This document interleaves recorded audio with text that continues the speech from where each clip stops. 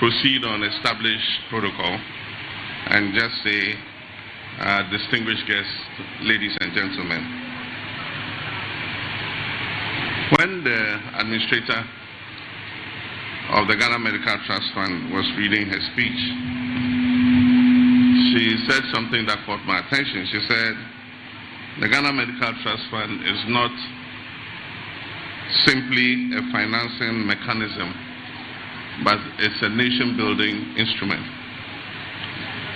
When we conceptualize the Medical Trust Funds, at first our attention was on the costs that patients had to bear to treat non-communicable, diagnosis and treatment of non-communicable diseases. But with time we realized that it was not only about financing diagnosis and care. Even when you accepted to finance a patient, there was no facility available in the vicinity where the patient was to be able to diagnose and care for the patient. And then aside from that, it's not just financing the treatment and care, it's not just providing the equipment for diagnosis and treatment. The next thing we realized also was you need skilled critical care professionals to be able to use those equipment and those facilities to be able to provide quality health care to these patients. And so it's expanded the mandate of the Ghana Medical Trust Fund, not only to fund diagnosis and treatment for patients, but also to provide the facilities for such treatment to take place, and then also to ensure that there are skilled personnel to be able to provide diagnosis and care for these patients. And so this is part of the mandate of the Ghana Medical Trust Fund that we are covering. The trust fund was allocated 2.3 billion cedis, and it is using part of that money to provide financing for diagnosis and treatment. But it's also using part of that financing to ensure that, notwithstanding which part of the country you are, you can have access to diagnosis and treatment.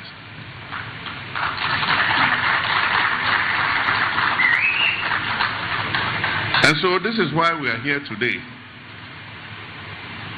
The effort to provide skilled professionals has also begun with the first nursing training facility here in Kolebu to train critical healthcare nurses in nephrology, in cardiovascular issues, in oncology, and all the other important critical care areas.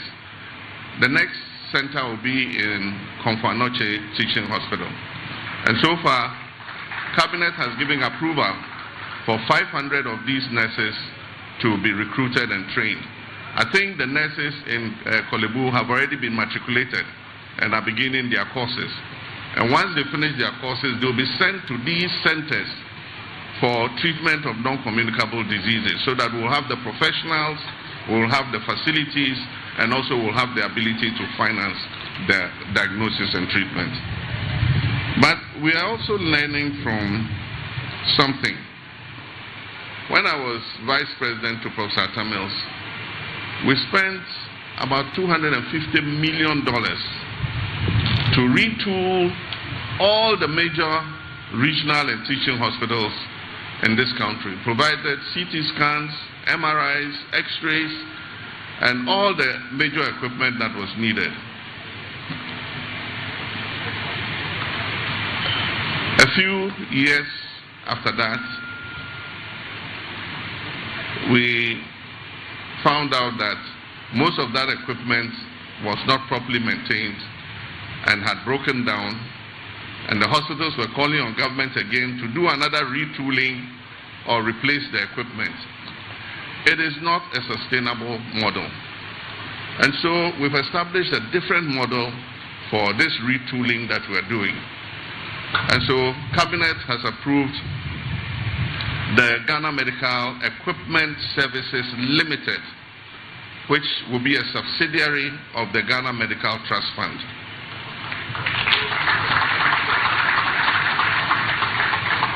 These will be specialized biomedical engineers who will oversee and supervise the use and maintenance of the equipment.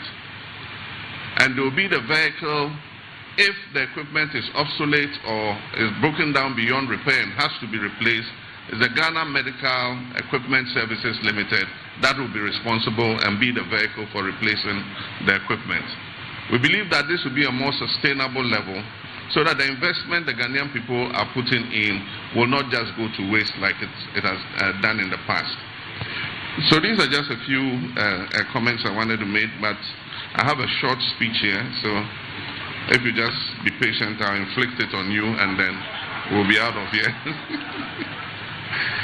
It's a great honor to join you today for the commissioning of the Ghana Medical Trust Fund Cardiac Catheterization Laboratory at the National Cardiothoracic Center of the Kolebu Teaching Hospital. This is another important milestone in our collective effort to build a healthcare system that is equitable, that is resilient and responsive to the changing health needs of our people. It demonstrates our unwavering belief that every Ghanaian, regardless of income, geography, or social status, deserves access to quality health care. The true wealth of any nation lies in the health and well-being of its people. Healthy citizens are more productive, children learn better, families thrive, businesses flourish, and nations prosper. Every investment we make in healthcare is therefore an investment in Ghana's human capital and in the future of our country. It is this conviction that underpins the comprehensive reforms we have initiated within our health sector. In recent years, Ghana's disease profile has evolved considerably. While we continue to make progress in combating infectious diseases, we are witnessing a rapid increase in non-communicable diseases such as cardiovascular diseases, strokes, cancers, kidney failure, diabetes, and hypertension. These illnesses now account for a significant proportion of premature deaths and long-term disability in our country. Beyond the medical challenges they present, these diseases often impose enormous financial burdens on the households that have these patients. Too many households have exhausted their savings, sold valuable assets, or abandoned treatment altogether simply because specialized healthcare was beyond their financial reach. No responsible government can ignore this reality. And so it was precisely to address these challenges that we introduced two transformative initiatives. First, the Free Primary Healthcare Program and the Ghana Medical Trust Fund. The Free Primary Healthcare Program focuses on prevention, early diagnosis, and timely intervention at the community level. It seeks to ensure that diseases are detected before they become life-threatening, and that every Ghanaian has access to essential healthcare services regardless of their financial circumstances. The Ghana Medical Trust Fund complements this effort by providing financial support for specialized treatment while simultaneously investing in infrastructure, equipment, research, specialist capacity training required to deliver world-class healthcare. So together, these initiatives represent a new philosophy of healthcare delivery, one that places the patient at the center while strengthening the institutions that provide care. These two initiatives, together with the National Health Insurance Scheme, we believe are the answer to providing universal health coverage for our people. Our vision is clear. We must build a healthcare system that prevents illness where possible, treats diseases promptly when they occur, and ensure that specialized care remains accessible and affordable for every Ghanaian. Today's commissioning is tangible evidence that this vision is within reach and is becoming a reality. One of my final duties before I left office in 2017 was to commission a new cath lab right here in Kolebu Hospital, following a petition I received about the lack of this critical piece of equipment at the nation's premier teaching hospital. For almost a decade, this new cath lab transformed cardiovascular care in Ghana. And as Dr. Nchomensa said, it enables thousands of patients to undergo life-saving, minimally invasive procedures without having to travel abroad. The unfortunate fire that destroyed that facility in March 2025 represented a significant setback for our health system. It disrupted services, it increased pressure on our clinicians, and placed additional burdens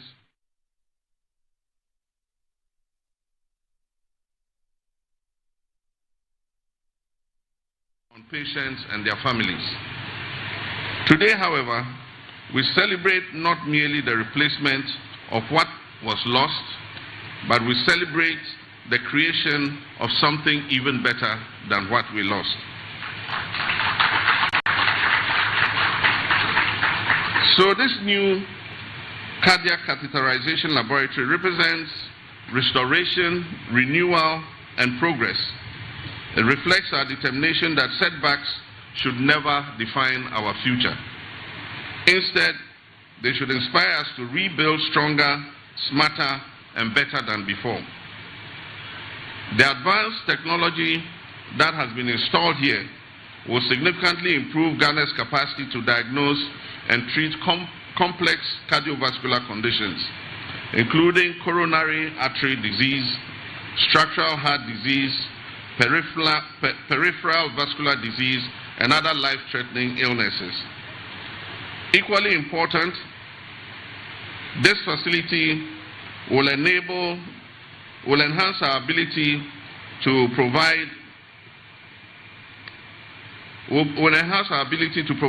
timely neurovascular interventions for stroke patients, where every minute saved can mean the difference between full recovery and permanent disability.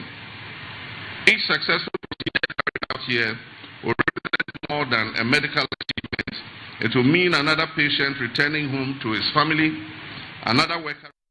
I won't see your man's and Waham. Kotopum Bunia would die. I am a one and champion who Santara Copubumu, Popochicha, Ufrinsias Bacassa Denchemawa, Yang watching ye, Kanka Cantaman to Kodiaba Kankama, Yang Karunia, who Mudru, Wanya Bema, Otata, now Dimrika Kotota, Netetiwa, Wusia Fritete, Wokukodrufwa, Wasani Okoko Danta, Amonosawa Danta, Bakui, what Judy Wakono, Kofi, Sau Kobabiama, didn't you anymore? The Biana and Canini Bidaquem, and Opabusia Gugun Swama, the Trimaya. A Diana this year would to ya, a ticket to a soda a cassia. About the Sanana, young fancy from Munawa, Yakukuru, Yan me, Nansu to me Kukuru, the Oman for me and Kukuru. I'm at the Croymun Sam share one of a catray. Okama atoyem. Na the only mutuano, one only a dinijatron one. Yanuti, ya the Ghana Kumanasha one sa. I'm a Ghana Kumaba, Wunti Nayate, Nenadia, Yase, Ezra Adichi, Ezra Trao Boafo, Yanuti Kofi, we are not Pamu Boafo, Boabuan Samnano, Nam for Froyen, yes, say, Yeni of Fufrobia, Kofi, what's not said, ya Yansuya Yakrado, yet yo, Yanuti,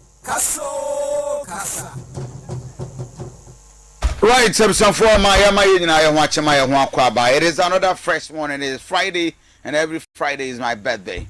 Good morning, Ghana, and good morning, Asante. It is the 10th day of the 7th month of the year 2026, the year of our Lord. The Lord has been faithful. And okay, we thank God. Amen. Country will be said, don't worry. Don't worry. Don't worry. Amen. Far about me, Krans also. Don't worry about me. Don't worry about what I'm doing. Worry about why you are worried about what I am doing. I am very, very philosophical. But maybe I won't hear here. Me say, don't worry about what I am doing. Worry about why you are worried about why I am doing. You see, I thought that you would be brave. Yeah, the man for that doing not here so. We have carried the load of others on our life. Hey, now where is it? Now where is it? Now where is it? And I'll cry. And why is it? Why are you worried about me? And okay, the question is, what my transcripts and other crown I'm a crame having who was messing with. Santiasi ni mudia. My mouth beeping costro because of me. And now my catcher say you are the author of your own story. Write it. And then so the American said, don't worry about me. I'm fine. By the grace of God, I'll be doing very, very good. But you should be worried about why you are worried about me. Interested by now won't ya when you are better. And if you are that, the Lord be with you. A special good morning to our cherished listeners. The trust is saying now for 24/7 will be the station of the EZRA TV or Nim Fidigo, the radio one at that. Say any panel, yen to tunase. And there be a catcher say, Ubu on one word and a crown on can your maybe be the woman word and a crown woman count and head. But our CEO, the Apostle General, or your listener, and or no one casanso or your ardent listener. He is the CEO and he listens. CEO on one the station, crabs and the course I would take. But I know that is why we are always saying good morning to him. Not because you want to tell, no, but when you have people who are listening to you all the time, it is just the grace of God. Until what? We were feeding out to EZRA. And let me greet my wife. Ira Kusianso. Otra ne kemu. Otra ne kemu also ya EZRA nebeda. And that is how she's been. Anywhere I go, she's my first listener. Our mommy feedback. Papa, and now can deal with. Ankoye. Sa, I deal with tired, I deal with power. David, Ankoye. And she's my first ardent listener. And of course, I'll pay. I don't do that, but let me do that. Meira Kusia, good morning. I believe, sir, Ohoye. And also, I will fear UTM. My church member back home, a former station, Linda, no, a former steward, or yeah, nurse, or Confanoche. Oh, that woman is such a lovely, sweet woman. She's always on point with me, friend. Da, a mom friend Kofi Asante. Men pesa, mom can reverend. Na know big tip and I'm so Linda. For more than 20 years, they've been calling me Kofi Asante. Tiana just simple as people will just call you Reverend as it is. But by the grace of God, we're doing. And Tianopai, good morning to Obi Biara. We are ardent listener for EZRA TV, EZRA Radio. For radio, everywhere within the region, we go beyond. Ofaro Drawa Kwakra and Sawam Ekukudu and Sakrana. Chiche Crabem. Mekasa nano ayekwa asemfosu yekoya atwa prano ekwa okodu asemfosu na chese yedem ewo EZRA nti we are everywhere ukọ se western retwem wasahwe bibie ni bekwa ikra na woda so ati EZRA wonam sunyane kwan so de akwa akokodu dua yankwanta etwem ko na woda so ati EZRA and TV there 2 channels and you pretty on digital na free to air we here a decoder bia wo so TV na anywhere scan Ubinya across the 16 regions of Ghana, you will get us. Then satellite there. More Gambia, good morning. More Sierra Leone, good morning. You watching us. Liberia, you are watching us. And of course, more Cote d'Ivoire, Burkina Faso, you are all watching us. Across the Africa, West Africa, Sub-Saharan Africa, here, I can assure you, sir, there were lots of listeners over there. And of course, together with the entire team members, we saying good morning. I do say good morning. Oh, good morning. Sir Mike, good morning. Good morning. Now, what to say? I'm here to say air condition. Air condition. Me free one more quarter to Musa. Nice, na. Wow. Na say no be would air condition. And I want so. Debbie. Sir. Me near condition be feel. Oh, okay. Me ni be ho. And the pena won't pay. For me 2 years. Obi o mo be mo ami ha.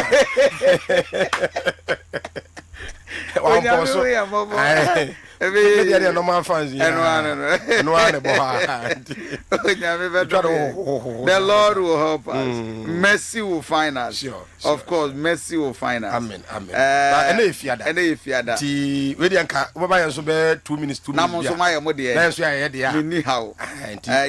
You are given. Thank you. Yes, Apostle General Mamanji afi House of EZRA so for one mpanyfo nya chair omo. Yes. Zion Rock for na so for ne so mame yɛkyia no mpapa enso nsuta odi for dana la free ye presby ono so ulmai anopai onso yɛkyia na papa nyame adom ɔkyena bi before to maba no na ɛyɛ ɔkyena ne memene da ɛna no ɛnɛ ɔkyena ne kwasia da ɛsɛ memene ne kwasia na ɔmode to aba no na wa wunua nana agri ishan fifi ozi amon okay on da so no so okay nana agri second vice second vice that do for as we dia chu on chess I don't know party na was mache party there was mache pa over 20 8 years ni and actively was some party no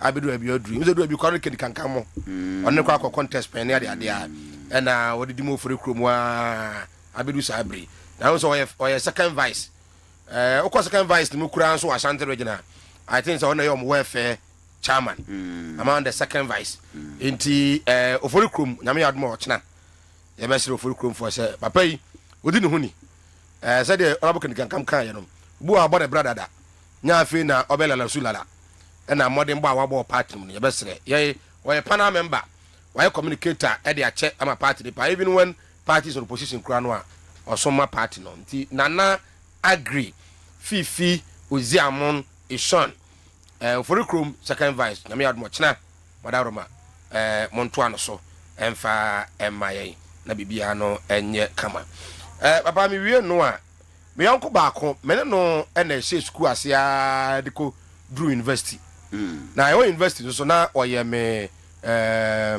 roommate ye friend no apia ni din pa de apia MC birthday no ye friend ni din pa de nko de apia stars na de friend no na ene eye Mr Aka Samuel Aka ne birthday wo kira de wo bebiani senior high school ahona wo kira de o science teacher kese pa na osan ye wife for examiners ni bi nti ye na ya pia birthday bro me so happy birthday nyame shiraw na onkoso a enya okese o mfra dum kwa dum o picture we de that bi ano de beto ahwem na ye de akawo nyame shiraw pa na onya okese ndaba mawie me so me chia me yere obaya ai nti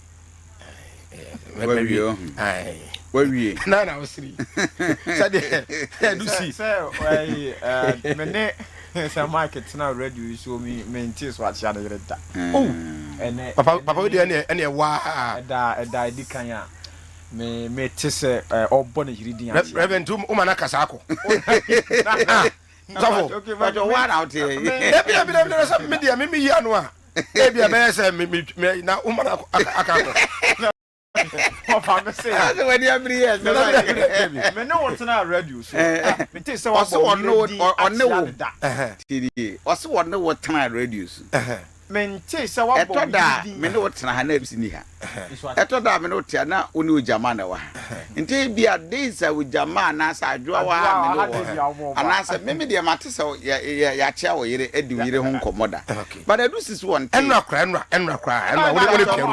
woni piaru but enra na wo chia no o say enra wan chia wo yire na se Debi na ade na kai ade yenya ene tio ene na wa be ana wo ye ana me se na pe ya de ya kwanya wo su ye bi tie ni contest ni ma yada ndinga me yada tie ni contest ni wan kase en ka wo yire ho asem o enra me ni pielo di wi ho asem ko na wo ni ha ene kwa no ya de we ama me se nkeche munyai efiri akro eno anu tinto tan enti adu se o se wo ntia de da enti minti min ko yi anu ma abra wo te ade se ma adwuma we okay mi wa dance sa we na dance because offer abia you say ma you na simi eno kra de ma na ya bita but say o body bi atia no me kwadu se me nti bi da why are you erade nshira na form say obetimi abo ye din wo TV so achia no oh ade oh yeah enough from dodo sa na o sa Mike dey obo obetimi abo the simple sa Mike dey obetimi abo obi ani ofi sa Mike nkwa dem dindi wo di ontimi mbo sa Mike dey obetimi abo wo dey sa me che ma kwa pem sa me wale nti bo girlfriend wo dey ma kwa bon din sha no pay also this is the abrabra so oh say oba why obo mama din wo yire abone din say Mike nso abone yire din wo ara me bo mi yire din ba yes some practice so krani amar kwa so anti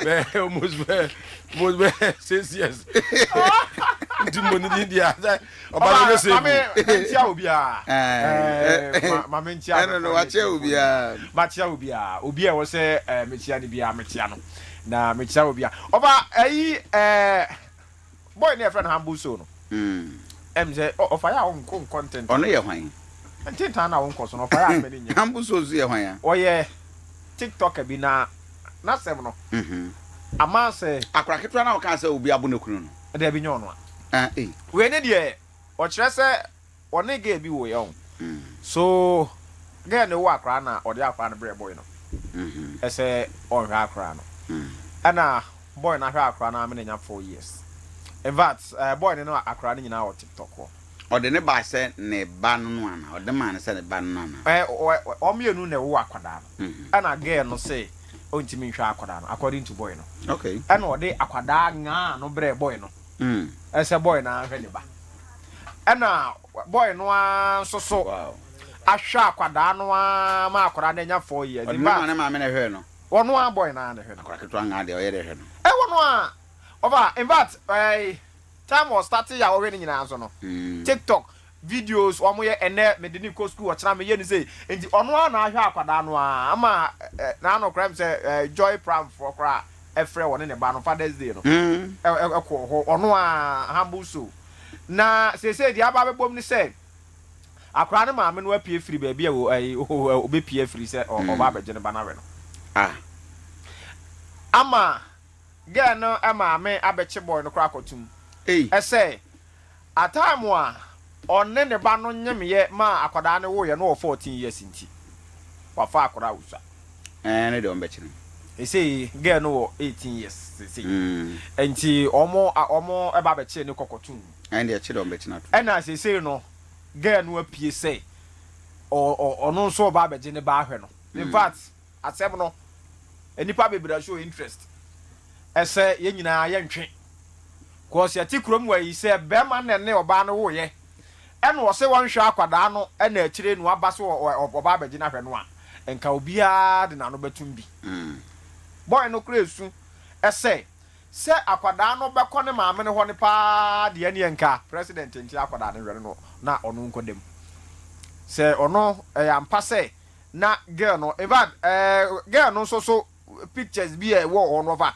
se ye ka so 18 years ya no de ya ne be so 18 years in fact am say for that platform no so so na wanyini of our 18 years de wo de hwe we om rating o se bi wo ha 18 bi wo ha ne mood 18 years okay bi wo ha ne mood nti wa ba ne ba ne ho ai we just o se chinchina oba beje akwada no ko se se akra no ho efe akra na yi wow enti in fact oko social media no so a akwa ye nsem bibiri wo ho abu nso kwa America yes abutrika nso abutrika menim sa ayi voma wona na ye ne lawyer you see in the media, and as much as we want content, we should always, look between the thin line. What we seek to achieve.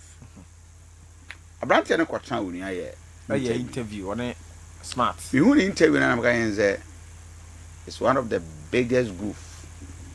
For the station they want their content.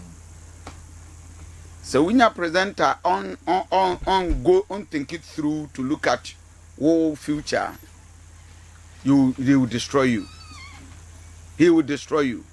But you see, as a lawyer, a student lawyer, not as a student lawyer, and a boy and a crowd person can me interviewer personally, and can make advice the boy and say, case court. So to you the network, you will get a content. Ubenya content because ye chili too munyina no be anywhere one na day akasa to the station will get a content. But to the young man and then the lawyers, they didn't help the guy. And me we are captain. We've worked together for more than 4 years. He's a brother. Kwadwo is such a lovely guy. I respect him, his aggressiveness and everything. But to me, to the station, he gave them content. But I thought that you have to look between the content and the personality in the future. And even in Sembi Aboy kind Obisa no to the sense and to find a wire also Obina discovery better my council mu and I just say the boy totally exposed himself. And it was just raw. Without any legal advice. And when am I who say in the media as we are doing it, we need to always marry between professionalism. Apart from professionalism, we need to look at what we seek to get. The down with himself some way by no man could call back and forth. The young man was even at the you are waiting for court date to appear before court. You have just been granted bail. Bail, just go home and come back to court again. Then you go and sit on a media platform. Then you just expose the word of him kasa. He was so naive. Without any legal advice. And I don't know. Other conspiracy theories are.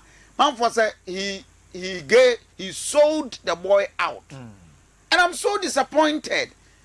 Martino, I know can say he was not aware of the guy going to this Unia to do that interview. But that would be a biggest failure on the part, as a lawyer said. Who are clients? Now clients, person or cocoa that such a platform. So and this is exactly what had happened to the young man. Who himself this boy's extradition would have taken long time. I'm telling you for a fact. But he went there to expose, he shot himself with his own interviews. And in fact, at a point in time, some of the things he said, from a legal point of view, when you look at it, it was purely the boy was just admitting that he was guilty. Because one, was down fubi, and was when ya gig been what transfer when I would take percentage. Hey, even in the laws of the country, Ghana Krano, you are wrong legally. Unexplained wealth. You are not. Who are you? I with me gig. Who are accounts? You then now beat me enya se obi the illegal money atuma. What the friend will say? My entrance face can into accounts because of who?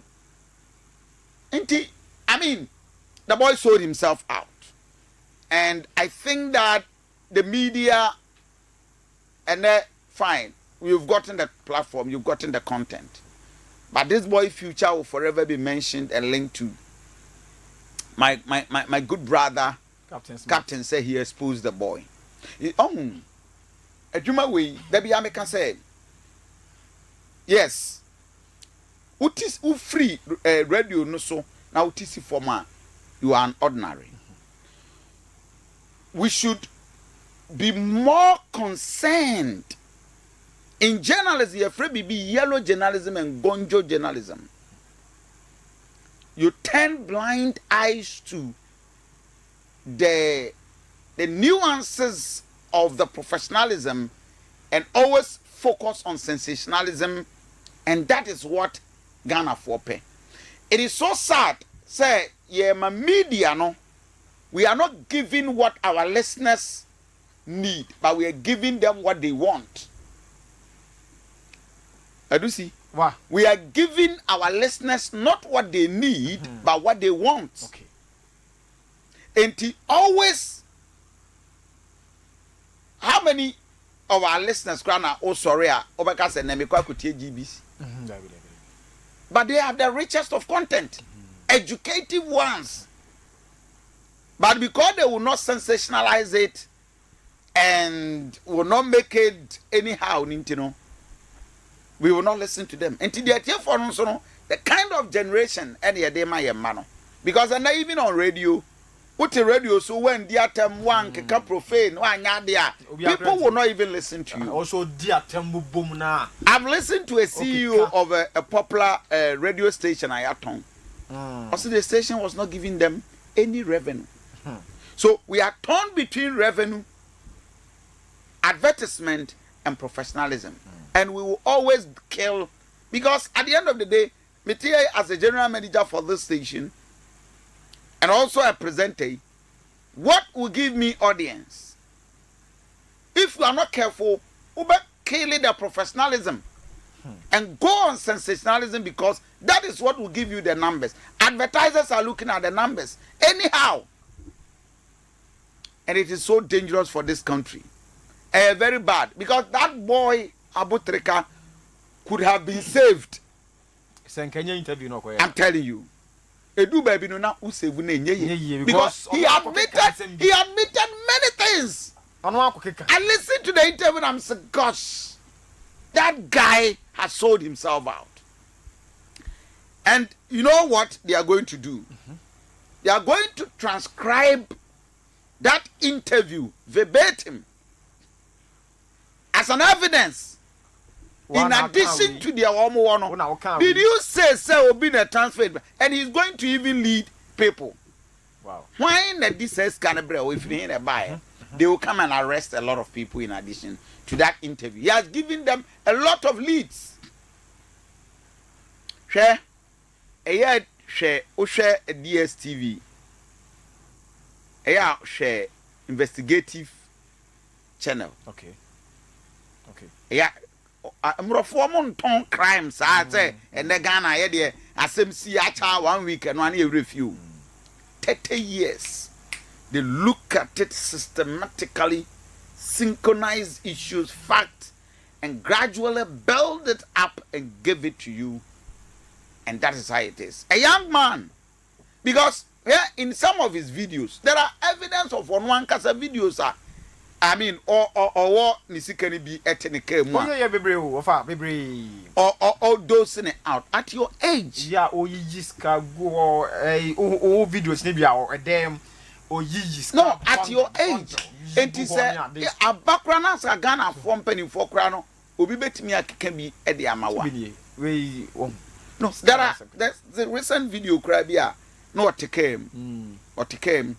And a bundle na ya ma from car down about and put here say be cry a wunya de oton papa kuku and ye de amount. But some of the things you admitted, so you received abrochire Madam Fubi or US or Texas or say bear 3 months na onkoye withdraw from accounts or one your friend is say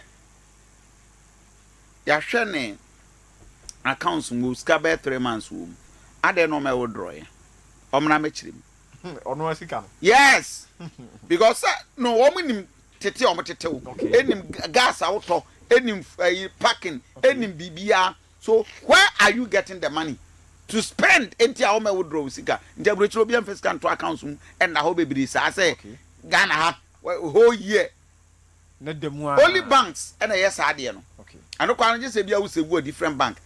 And then Ghana have banks. And a one kasa who will scatter our account 1 month, 2 months, now will draw ya. The bank can question you. But and then obi one accounts or ya ban juma on your businessman for bare 4 or 5 months. own call bank and call Udruska.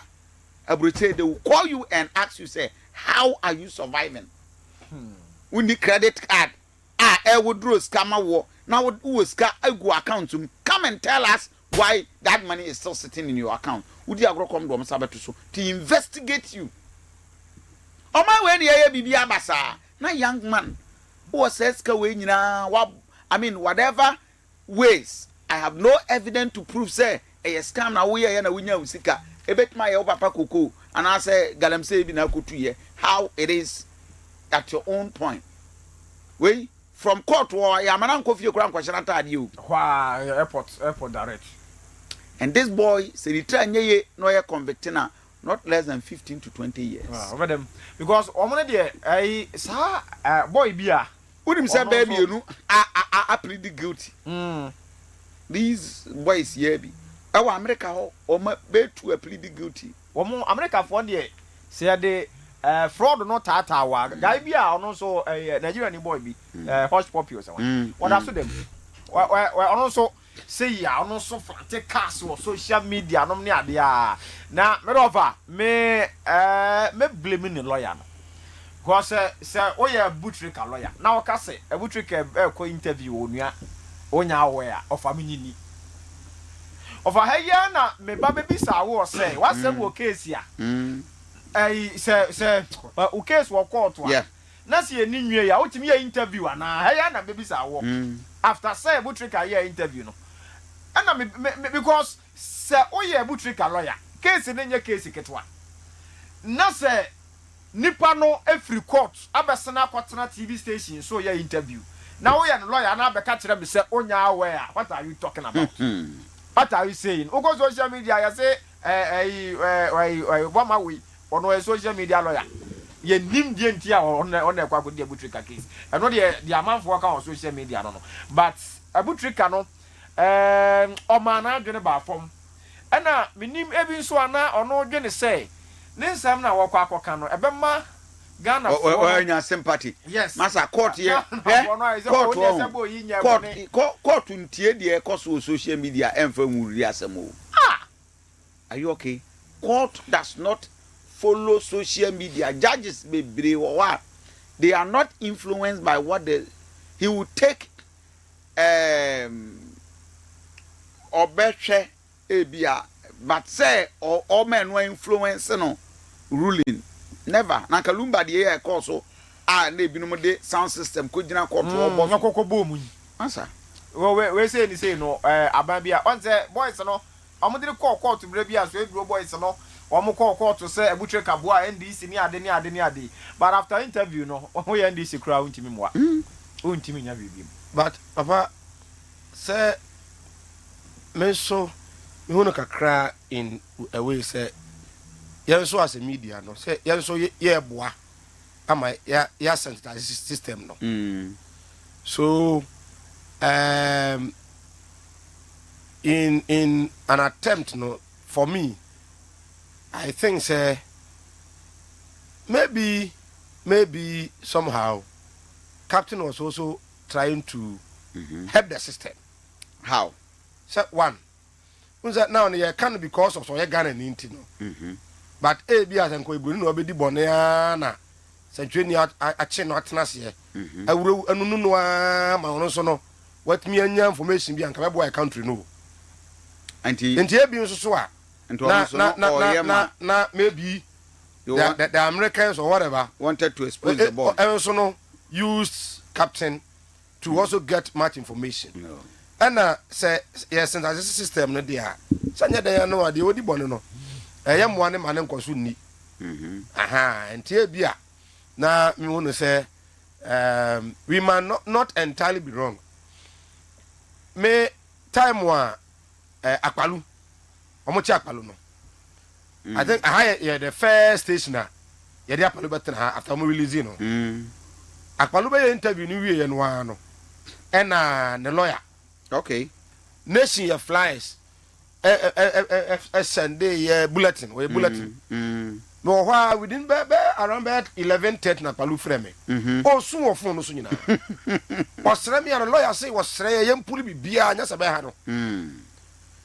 So, but na okọ na the lawyer nya aware or by interview no na the lawyer nya dey na onya aware so sometimes the client themselves no etimi ya never be bro ha lawyers enya aware the guy lawyer was supposed to be tell her I think 3 weeks ago e be kan say the client we had ma case no kwa no atwe no ho afirim ya wa ha na enya information not confirmed lawyer pia ko be twe no ho free untumi asem untumi die ni me unconfirmed we am for crack kan say na tete bi ni say untumi go for plea bargaining no one consult ni lead counsel enti papa no so hu ni say ni level na wadru no o ma o client no to na se enti wa twe ne ho so sometimes the clients no so betu bibia o mo lawyers no so kra no amane o betu ya ne so ni passport so on tears no so as hakra na wanya dey abaso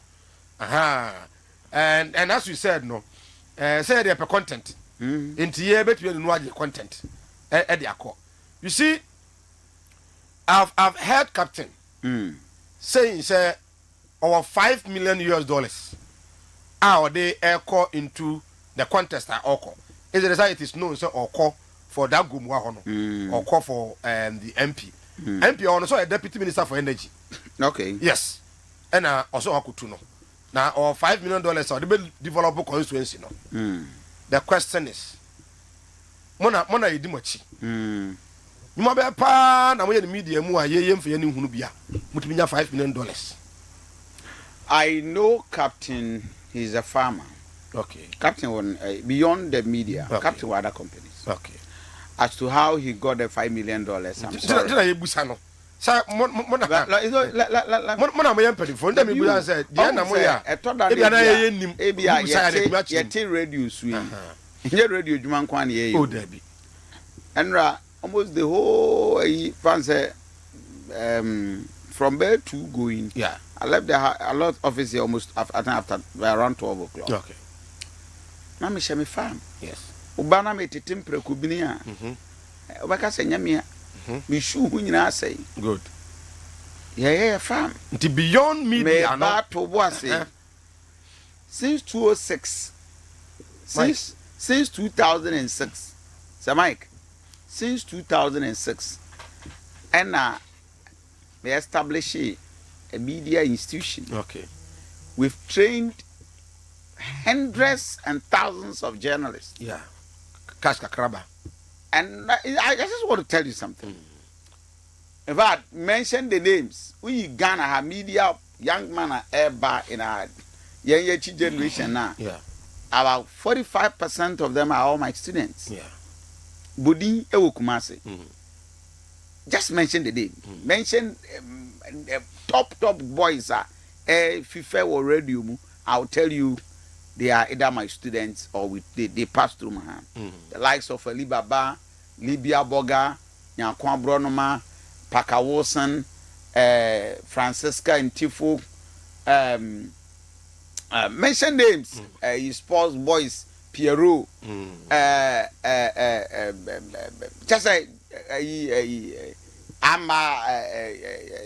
Just mention their names. Several of them. They are all them Kuala. And we have an established institution. Ebia Maya Menya grant to be. Na me move. Obeka say na go be as an radio presenter. So I don't want to ask to the worth of Captain there. No, me busai. And because me kase. Me busai because he doesn't. You are my man for be as I say commenting on your scout. But I just watch him. I wanted to conclude say Captain will farm. Juma say be a journalist and on kwanya Juma. Yes. Any journalist be an organ how say where journalist in kwano. Now o sika bebre no oboa. Enti most of them no, but yenti metra radio so TV so e be kan jo say ebia o until say be ba obechiri mi enka ebia anya de but that one no abechiri enti omonte ase say ensan travel so no yenso e individuals we have a life to live. We have our life to live. So yenso ye bobra enti no kakraba na ya invest in baby say be ya enti that bi hu obi say ebia no so yi na ti wodwo so So come baby na emetra baby ka say onya sika we. Yeah, Mr. Asante Mike nso nya. Onya sika we. Obo. What do you mean? What do you say? What do you mean? I agree with you. And I also cry no, e do stage bi a open mo bi a omre. Exactly. At Captain Smart mo level. Enti na ya me ya. In fact, I am ya o. Ade. Doctor Kwakuti aso mo kan no. Say. He got to the station, was not giving him Emia. He was not giving him revenue. At a certain level, same go heart, revenue. He was not giving him revenue. Same Mike. See you. If you are close to CEOs, no, I know. They pay. Let me tell you. I know. What more money I bring to establish radio station? Reverend. Bacho. They're okay. I would take and what do USA then Delta Airline. They're okay. I know. At least me bell. Enti ekabia apostle biano. At least me in the known. Yes. But you see, sometimes say you mum penny for no honest no. And so and try and keep certain issues Emma one wo guni pa bi ho fi in a way because you see kwabe din kanye packet wa kankan board in the packet. So when they work at your station, and you say you are not getting, they were not giving them. No, wait, Reverend, wait. Hey, Bia, come in crane, kankan board dumo, and me one kwa market anymore. You get a point. And that sometimes you keep some information. So because Obia so ka say Ebia juma omuno, Ebia mo free pure now. Omaka so mba beka, Ebia de na ekọ so mo pese ye na right. Our man and a writer, Papa, being so at the end of the day. So sometimes no, the all call the dean, not the transfer and the dean. Let us from the other day. Abba, I've listened to Kankam. Yeah, Kankam, I'm a gist of the entire events every home. No station is sold. No, the station is sold, but Kankam at the end. What the station no yaton. But on my dientia say Bianca Ebia came to do a beadry. Said I see watch them. But maybe point and say can come to a minute or you're not going to say on you because you was one way out. Because the crown say you are not even profitable. Exactly. And they was almost crying say maybe it's one tessa. And there is true. Sometimes business owners Ebia the upper say oh yeah. Emma dear no to me ye no. Ebi kwa na no twetwere na ase. Ebi kwa beka se onye. Wanya.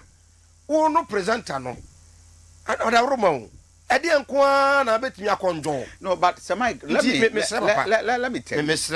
For now in Ghana, managing radio station is one of the toughest venture. I'm surprised politicians na SA media. I will be MP. You can MP. You say home be so MP. And Safway ne Hebafway will be Sir Mike. MCR Juman Kwano Moye. Ain't no more movies in Kwano Muyin. But start the content. Every month, satellite, you are paying $7,000. Multiply 7,000 by 12. Do you see? But 7,000 by 12. $7,000 by 12. But mommy, I just want to tell you something. 84,000. And you're constant when you are TV is free so. Every month, and we are one. Those on the guitar, every month, 25,000. Every month, saying 25,000. 25,000. The Faka 84,000. Faka 84,000. Saying 84,000 plus 25,000. Who are two of any saying 109,000. 109,000. And no, the satellite. I don't know ma. MCR. Munya study. I'm. Say who say what I say. Tia better wait me create your profit. Won't it MCR? These are the issues. Another Anchanya. So Mike, you will have to work on other electricity mayo. Utilities my. Yeah. was staff. MI. Everything. That is it. Yes. Enough. And today is how you go through. And a month, expenditure alone for operating a radio station or a TV station, not less than 300,000 a month. So, Mike, expenditure, you are close to 300,000. And it's a one to me, and this adverty, one year no more. Kumase, more than 99 radio stations and TV stations. But Reverend, not the Mimi can say. Mimi who say a win-win situation. A Jumara, a bayana dear. Na a Jumaya 4, and so I or more a dear. Said ye, a say, na a fata. Intina make us a messer say. Yen director, quoting. Kabeya, a man in Casabi, on one in the company. And almost a Juma Mayano. A Jumano, me per se, me changing hands. That is all. Me per se, me de Emma will be, and so to us all. That is all. But you see, when you begin to speak, I was a lady now or angel now. Some of us condemn me. The young lady, yeah. You understand? At that time, no, it went in favor of Dr. Kwekutin. So that's it. Inti yensere. Say it will be oha. Omunya butrakra. And yet they have once benefited. But it may be no the diminishing returns. So when to me and to near my year at a certain point in time, you may be our diminishing returns. Dear Uye, ye caught no one. Ubia be say afin Ezra sorry pa. Oh yes. You get it. Oh yeah. Ubia say afin Ezra. Apija sorry pa. And so yes afin na ya send it to the peak. Exactly. So that's it. But Ezra by but see you man who can say manager. Yeah. Na me tell what you know. Oh yeah ko. In the society I have seen something as employee and employer. Me kasa wo mienu. Me will be am a fan call for adwuma. Yeah. I have about in all my adwuma now come workers boom at a point in time. Now me were about 25 workers. Okay. I pay every month. Okay. I was still an employee. And so will be. Now me so I was will be no be from adwuma no be meka. Yeah. Now me so me were workers about 25. Yeah. I think now it's reduced to around 12 workers. Yeah. Adia din wo Ghana. Amo my way businessmen on say no be asidan. Who to take care of your company. So Mike no credit ni Ghana. Ye adwuma ye fo ma bi adwuma mu 10. On be kan tro say di obehwe adwuma no so ama wo a obeye faithful. Emu 10 e bi obenya 3. Na no na me hwe portrait farm bi. Wo social media. Ne farm na wono wo ye farm no. So Mike say 500 beds of nkokwa. Every day bet me yi kusua create about 15 or 14 or 1,000 beds bet me yi be 32 35.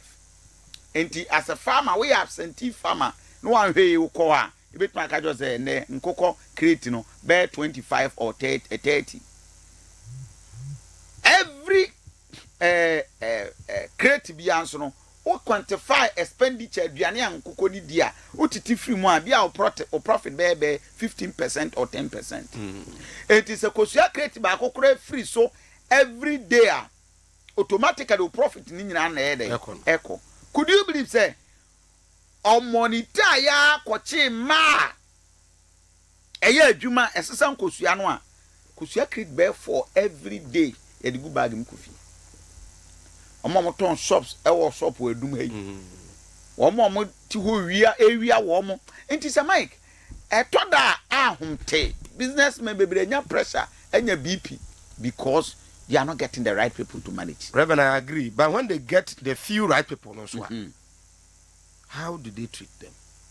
the few right people no so mbenya almost say omo handle omo sen akoye say oba mema disappointing na wenya be ma ba ko a or person odo no din so oba no so betima di wedi say won't you be part of them what I say what was say adusi no ma chese mai no ma disappoint omo a say Michael akọ no akosoro ge no get it na kuma nyina ma Michael bo so ma bom gala we Michael ye reporter ofi I reporter ofi Michael yes Mike say we dey what say Mike we dey anya wasem na I to go and dia example na me dey back obo ase enti adusi akọ say no say Michael akọ say no can promise akọ say no okokonya say Michael we good a obedo ni yie na ge no suru say Mike be di papa man say Mike what you say afi what you say say example we dey fine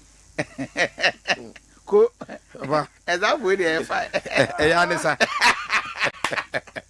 that is how we are yeah. But I think that it's a very sad thing for Abutrika and I think say advice so I remember Bruno say men fiti precompose muja beba portra akoko wonyini ntem yekuni wi ntem ifi akoko to no boase nyini na oto no boase eche baka portra akoko ai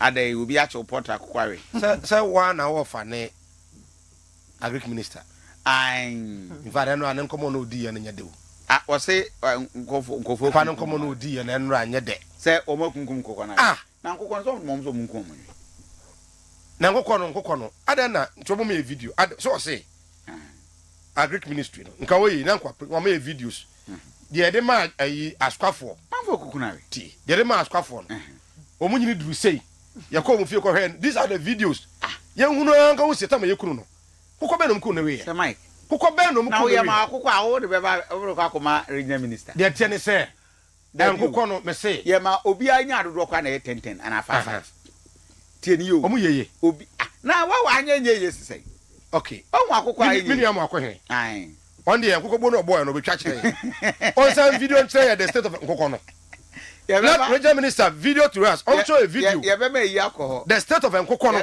ketekete no unia ai boyando akọ na omo ye hu say kokko ketekete na oje yan no oye ono obubu a ye mi da bubu yes mon frère ma me na ni buo no obobo ye ade na anya ye oh and agric minister person can say enti no say omo ye kokko no ai bebre to be anya 10 for na kokko no was it got to a time omo na ma omo nya tofo enti no omo the card free Accra ko Eastern region ekotoye minister wo ko 10 no nya tofo ba ko fam so ko nya tofo ba ijan kokko abo reverend did I ko fam so nya onko 10 no nya tofo there be said dozen 10 e de chiche wo aswa ne ofori krom no nya tofo sofo ba etimi so masem kokko ni nyina bi we dikin Mr. No. Minimum politics no why there. Onim so ye dikin. We dikin. Why there? How do I suffer? What there be o nya suffer. Why sorry back again. Ni years of attending church na so ya so ba. Na we ma sorry oko. We ma sorry oko. Ni years of attending church. We ma sorry oko. Ndo sorry. We ma sorry oko. Ngwa sorry there. It's we ma sorry oko. Agric me so ngwa sorry. O ma sorry no, o kwa sorry pa. O ma so yin dikin. There be yin dikin. Sa. Ana so be no. O ye fit. Faithful mun dikin. No, on your secretary. They call them servants. Okay. Papa, mum dear, in fact, and I'm telling common. I know. Omakun ko na we no the video says, "Ana we ku ma we." So for. E won ko na anye ya o ma hu sa anye ye. E ka na aba. Wana bo say sa anye. Ni atie ye busa as o mo ye ko kan kiti bi no. O ma fie ko na ko hwe. Anye ye. Wana tim ba be fire say won ko he ne de. Even me regional minister kura no o sha say o ye nko to nkete na obo ba kire ye no after buo no won kokko ni bio after buo no won kokko ni bio ade no aye fiasco mahama first project no na ye kokko nkete ato nsuom amfa minister kan kire sa amfa na ba ku bia ye ama onipa ku ne we ye no o de be agenda say amanfo ku na we and you say on kokko ni nyina ba kokra nye na me ka ba kokra nye you possible na me say ba kokra nye you ba ko no menya sure say say no ka botai a mo de ye say nko mo be ye na manfo aton na mo ma me nkoko 10 say menyen mi video mo anye o mo nyini bo so me miensa to bo so mi nsia na as mi wi am nko 10 no na me fanya scan san fa enye reinvestment so for na nko 10 na ye say o to ba nya say ene tu ka free nkran e ko history say enya atofo nti no omo ko si history no ko si kuro be so community one do mo kokwa ne ba ka num mo toye oh agric minister sereno mesere no assembly on o go ju so yes ju so assembly and obi afande amra ajo so obi afande amra mai say ju so assembly and obi afande amra o de wa so aye ko ketekete bi anyini unya tafo no ya ba tama ya ba to o de ya ba to tafo an ko edu ba ya bo baby ni na awuzabo yanko adama so ofa ade na e critical ayi ofa nim say Apostle Kwadus Afonso well no. Ai Ababontin. Dabontin. Ababontin na me kan ko duru ba na mu ze yawo esikafo bo wa so mo amfa so so. Ai what the 50% of the worth the donor money me. I say and it's a good thing. The company is be 9 also or shares so 60%. So 60% ni mu 50%. And confirm ne house helps are na one wo mo fie no answer the man dey we can establish wo mo wi but of I agree with you because say you was ga for bebre nya do na be yes dey why bebre sa ne man wo do akọ school ezi adwasa for ade papa worth or the man o yende akofna ne papa worth or the man o yende they should give it to omo so enko in fact why are you school herbal center American farmer will say Wamuna de school herbal capsules no ne ointment no aba wadaroma we FDA fo agiatum na no bra haban de dia ye onum bi eboa papa de sisita ya de no eya onkonkope eya school herbal capsules ne bi mene na omene a eboa wo ma waposo aposo ya so awon tutu e wo so nyina ekobu on mo a na stroke ne nsa ne 983 eya school herbal capsules no na obenom na yawo ointment nso ho oba bi yo ya na ode ya ntam so ebeko ona na freche pompo bi abo fa kakra yeso ebeko oba bi tutu nso a ode sra ebeko a school herbal center for na akofade aba the number is 0243 607575 na oni Ennin komo SB light sen kanea nyina fie no de open kanea siesie ne dem ne fie no onko SB light open stage light chandeliers spotlights panel lights strip lights flood lights corner lights and enkane ahodo bi a wo pe no eye SD lights na mekan fo adiama wom SD lights to say enkane nyina dwesuo eye ho a enenti brabejo de ne ko open kane ho pempra de socket bulb switches ni ade a obenya ni nyina bi ho ye wo adum CBG achi ho no mo a 0201210721 onu wo Ennin komom enframa saidua eye eja kwabena wusu aha na wapani in fact wabene pa bano haban kekan famfra emfa no bina mom ne emfansa osa yade dia eye mframa saidua spiritual herbal center ena mekan fama opani usu ono ena edanom o se eba na wo wadawroma wako hospital doctor say problem bi anim nanso awo ne ma ne meto nchia awo de odintimpo beto so awo oya de pa eye emframa saidua ne ho ena obekrom na eja usu ewo eye nyenkyere ne ase kokoso ahemfie no enchen ho no mo ana abehu no the number ne 0559 904024 na onene enkasa Kitima Herbal Center senamo yade nyina mrei na ontu asem famon na World Health Organization for say afibia nipa bebro pepe bako ena namu yade kire wo mo Ghana fo ewo mu de bebre ye nti wo ye Ghana ni enamu yade na edokro wo ojonso ana abemem yo ya oye bema ensufita bi fru bema mu banye oye oba ensufita bi gu enka no afiri mu ba no so nyensansan bi abegu ahemfie ne kwa no a wadawroma na wokọ Kitima Herbal Center ho na wamu adurama ho ato me so bema bu ho no mo a sebe wone wo oba ahia na ne bema mu ye ne ya ma no so saa bu ho no mo saa oba bu ho a ne bosome be so a na kyerese osan so bleed fam ni nyina no eye Kitima ho na abekọ Kitima wabu akwase paase 0246914717 right Angel Heba Dr. Anti and American for Mount and I no pay wadaroma se yade bi edokro wa ayako doctor no keka no bra ne haba bo mutu yade ase no ye fra no Dr. Anti one that right angel heba ano o semenka cho so odi hye bi aton nsam ntentan sunsumu awade wo how bi odi hye bi na twere won so fa ne bra na ontu ase emfa emam o all say duro ya wode ma obetu o sase e dia ma honam ne honhum yade ne nyina otu ase kumase o kronom afrancho heman enkran o Adabraka post office 0241 191 222 na oni no eni nkomo new bafan ba me sana meka fama wo bafan de enupa bafan de no mienu na ba adwama so bafan mala mesne gina de gina 3 de dru typhoid de dru sanso na oye obi na osa wo so a uhia bafan mala mix sanso so na bafan heba be sana capsules no unya bi no mu a oye bema o low sperm count usisi ya waposo mu javroso ojonson kakra bia anase ojonson tentem ojonson ana obema mu yo ya ojonson gina fa ko ase ye deni na nyunso nwie ya uhia bafa na ba mesene bi na wanom na aboa oye oba na sabe ahemfie ho nhye nkran ni nyina no bafa no na mekamfo dia ma wo bafan obenya bia to bia to nro bia 02405815 another 85 na onim penifon kasa Amazing Grace Group of Companies ase menkan sure se ope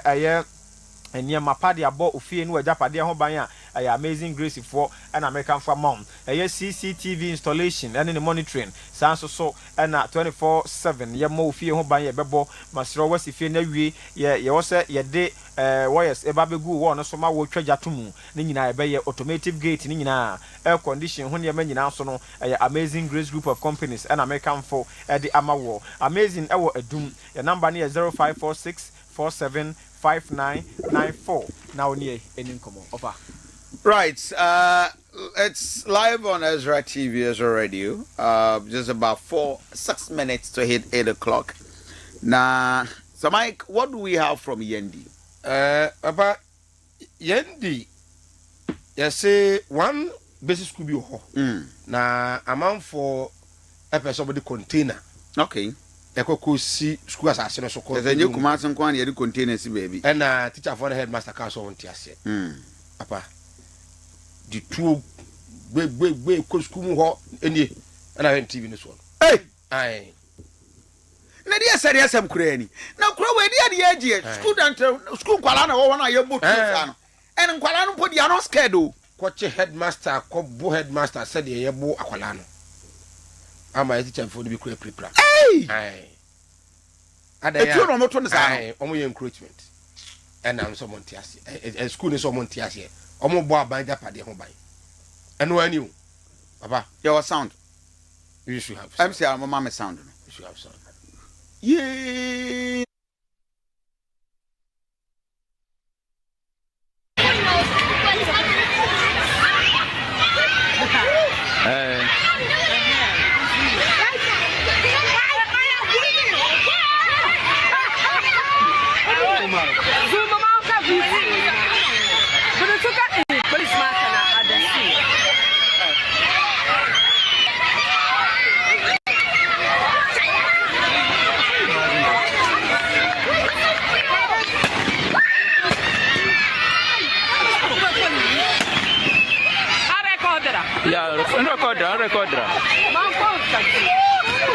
Record ya.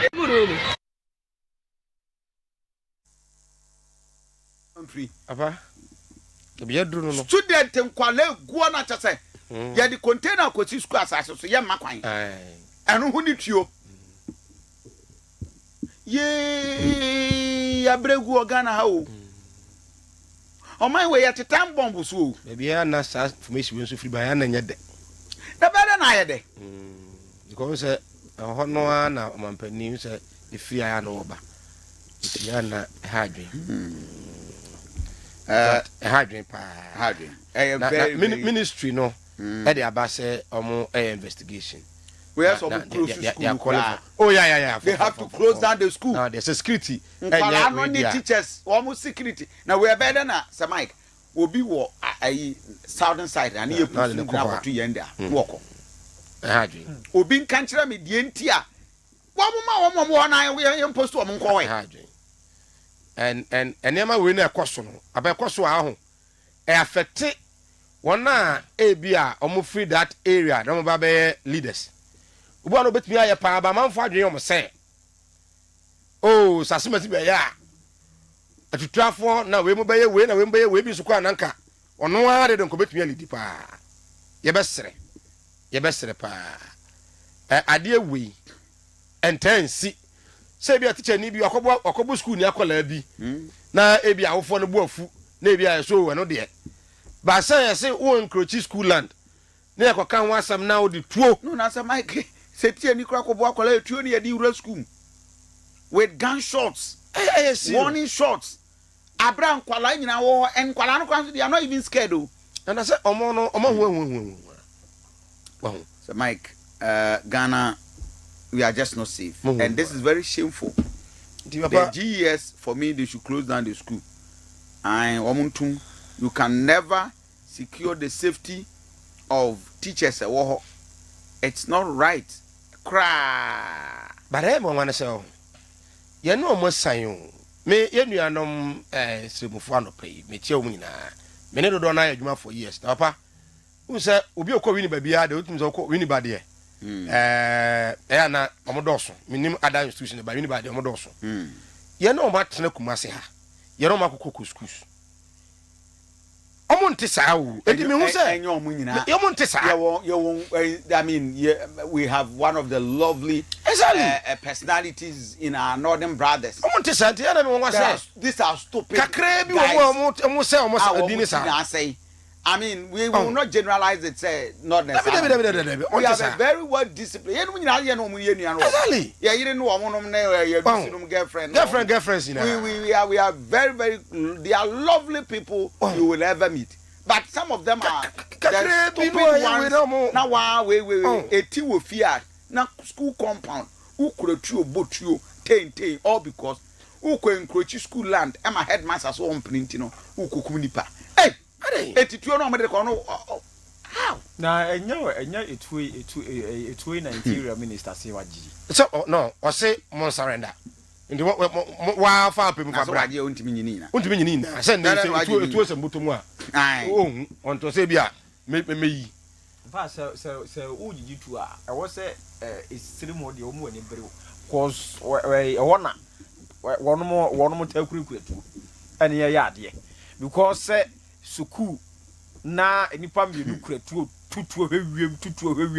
we are saying say so omo de ababo headmaster say omo nya kwala wo eh they no to table so bo le headmaster pa one no mo kan 2 3 4 aden omo yan kan kire nuanom no aden ese Ghana na nyo omo de a omo yan kan kire wo the headmaster must be transferred ese Ghana na nyo omo de a oh, wait, transfer headmaster. I did that for no free kumo.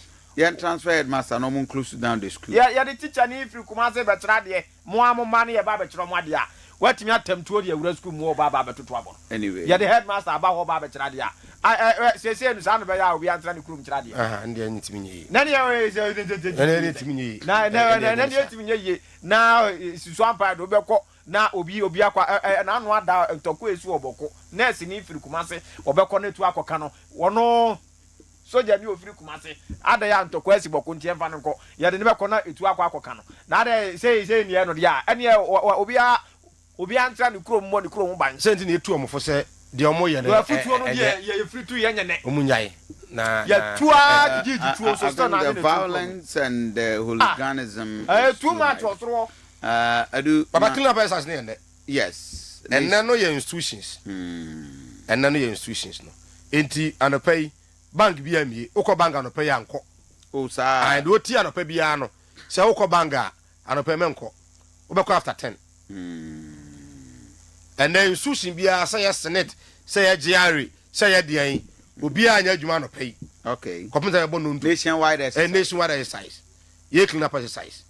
Yes, and treful nti ne wa ha by colleagues no bi nso kwa wase o ye adwuma enti obia ni siesie nanimu ne office nya de a na okyena aye the general public we are na egu a circle no da be no mbekwa akosesa enra local government minister Kasai say yes omo e de more vehicles and then trucks. The mic, when it's all men, we don't plan. So you may win prisoners. And I was saying, yeah, you almost are one prisoners, young facas, therefore. One betting you and sitting in. So we almost say, oh, you want us to be a 7 regions. Will be a young for now. Now, be a the Beckett, you know. Now, as you are saying, I think the very best say, we are. Every time I look at prisoners, also do actually. In Suat, no more, simple. Until who say, Ubi our bed, maybe we say, cars no than also, sir, because of the activities. No, now, man, for I say ye. Until most of them can move your shops. We in your shops, no, sir. But and none of dear. The women say, Ubi also be a bit of a shop. Now, Omoya institutions, no. And I was say, Omutum, no more this ANC and Necopus about 10. I cried, say 1. Kumasi a 10. They were watching that dear. Who may be a shop no doom. Okay. Or I told you, Jum or China. Oh, sir. Muna no more quack Juma. I'm an about 12:31. And son of Mobi. And Tiana, they were to be a stone. Aton Nema. Some institution Quadia. Ochna, and according to Regional Coordinating Council, any KMA, any other MMDs, no. They say, Ochna, dear. Ubia, a year quan hour, ya, Yabanamo, Yenasia. Yabama Prahoina, son of Matwa, Yenaso. If we never saw, now my clean up your size, no. And I think, say, you bury your minister, Cassa, or more, say, Bolano. Never transfer site. Never call for disposable site. Ball a beer, say good baby, yapra. Good news. Good news, pa say. Assemblies no yenesa emfa MIA. Na bibia no ntimi ko so no pa no bibu sama ase ha. So na ye be kwa dwuma na ye be shop na wo store there ene enye wo obetu be store. Okay. Watch na after 12 na baby. So Mike obi send me message say me ma wonya awa say nkokon nkete no. Omo de dodo na di sala. What's in the dear Reverend di sala. Reverend. Say ya. Okay. Intino, any other more, or me uncle for Munya saying. Dodo na nya bi. Inti omo di sala. Mokune di sala. Inti abane by a policy or the buy and say, Yan nkoko. Na nkoko na no emu wa Ghana. Said by idea, what crabano. So better no one. Inti no omo ye and so mu ye no. Omo di sala. And one no. Inti no video no be minister Jaya no. Di sala, wo makumbe bre di sala. Assalamu alaikum. Ya di sala. Kokon kete di sala. Wallahi di sala. Arizu ya mwa mwa ya koko makos. Gana be de. Forever Champion Health Center Sebre no ntu oyade ase forever and ever. We no no tu yade na ase mabiem ti ne friend Forever Champion Health Center. Na yade bo ha mesro bo no ane de na ase kiri yade nti yasi niwe atuatua ne ma bebre mesro ho ba ho a esa yade ma didi opeso odie sanso na onso de na stroke a ne nyina wo ba na yaboa mesro wo akoma yade a ya bra ho wo ye bema obema ye wo fom wo ye oba fibroid na etete wo a wo no ma ne mema ne nyina amra obu ho asrade e woni mu do so bebre e Forever Champion Health Center na ye bade tu yade ase wo odwuma ngoma so 0544 008-063.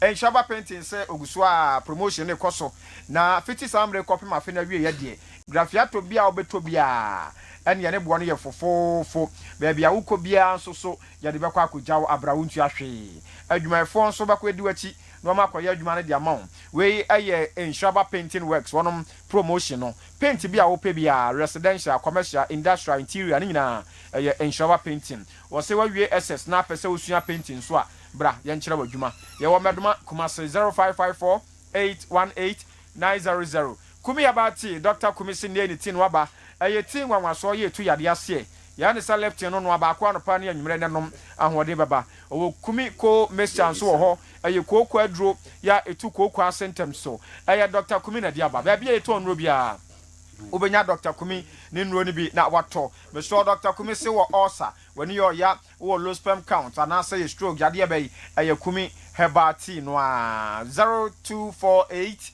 716402 on Dr. Kumi so Ennin komo over. Right, so for EZRA TV, EZRA Radio, my emfa in course 0558-620-300. And pay bisa salano nkokon keten no wa hefa. Okay, my intie. So Mike, good morning. You dey say ho here. Hwe nkokon keten na maka ho asem no ho. Me de enye obi ade na anye yo me GB.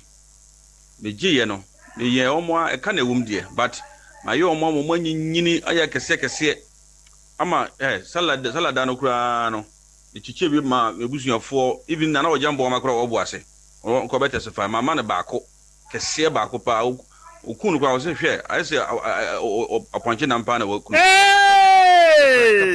akukwa ketenkete nam ne tesa akukwa aponche nam brina de ayeyi salad mu kura mpa bi breda ya nto akukọ ohun salad minu edi nyina chibia bre no ne salad kese atwam yi rubina ya akototo akukọ aye nkukọ ketenkete na ne akunku mo yawe so ti ase nti de tie no ayeye pa ayeye ye bo agric minister Mike tete wo de bia be kasa enye ade na yeye bia de awe ayi salad adusi bo ayeye O se me drop o jambo ama ese enokore oku no na so chese ujambo ama we nya akoko ni bi akoko yi wofa akoko no awu akoko ni wi entimi ma se akoko ni nyina awu o ya mo ha mo ni ka asem o kan ya o mo ka kire se ya mo ha mo ni ka asem do e be na akoko ni nyina awu kan asem yinu an to bu kan asem yinu o se one omo didi sala ba ko no ketwa no ene sala kese no e bere che ngoko kan kete mo mo sala ketwa no mu didi mant be that na kokko no nyina du sei sala ketwa no omo didi ayi bay mant be 2 akoko bere na nam te se aponchina o se mama ko kan kete na nam te se aponchina ujambo ama so kan sama di ho yawo on ka san so da ko se ne nam de se akoko nam me mo of ujambo ama de akoko no akoko te se aponche nam e de anko na wom e de anko no akoko anketenkete akoko e no te se aponche akoko no ketenkete ba ko so na da obi nsa so no ye so obi ko wi ai ba ko ami ati no MCR fa me say over here na dan nsa so a say ya no mba ya no ma be ka kire say ba ko afrem sisi a say reverend ba ko wi ba ko na onye ina na ewu say ya omo aba be ka kire say enko nkete no ye de aba ne bo ka be chei na emum timemfo na ntimi ahwe so enti enko nkete policy ne di na o de akwa ba cha ma na 558-620-300 my emfa callers hello good morning e cha ba cha mfon. Yeah, good morning. I'm talking to me do business so no say Mike. I'm talking to the video. So ko wi anko kon ketenkete. Aha. Na musa anyi on se ba ko anyini aye kese. En onu ofefe na no. No say Mike. Anko kon ketenkete no. Hello, good morning. Hey, morning, sir. Yeah, office guy video. Chairman General de Noko Kofi, Chairman for Coordinator Asante Region, and a power chair in the Chancellor, Lawyer Trichy, Asante Region Assistant Secretary, and Oko Iswa, Ofoikum, Richard Nako, Honorable Richard Nako, First Vice Chairman of Omodiana Ochina, and the Better Delegate, Montua Banoma, Richard Nako, Ofoikum, First Vice Chairman, Nabetina Yajibano. Over, the BSA and Agenda Mani Mahama as President. The PRC of as a multi-main canoe crano. As a more Kofi and MACC and the Mahama, Ketamantin woman TV that.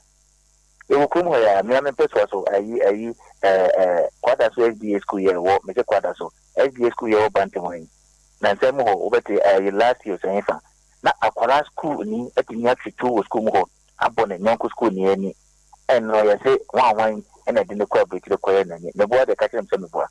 Then say, more teacher, Nene, about you be one of the schools, and also by Namahama Yao, and then not.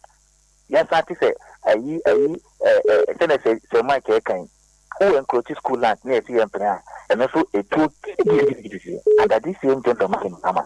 What is going on?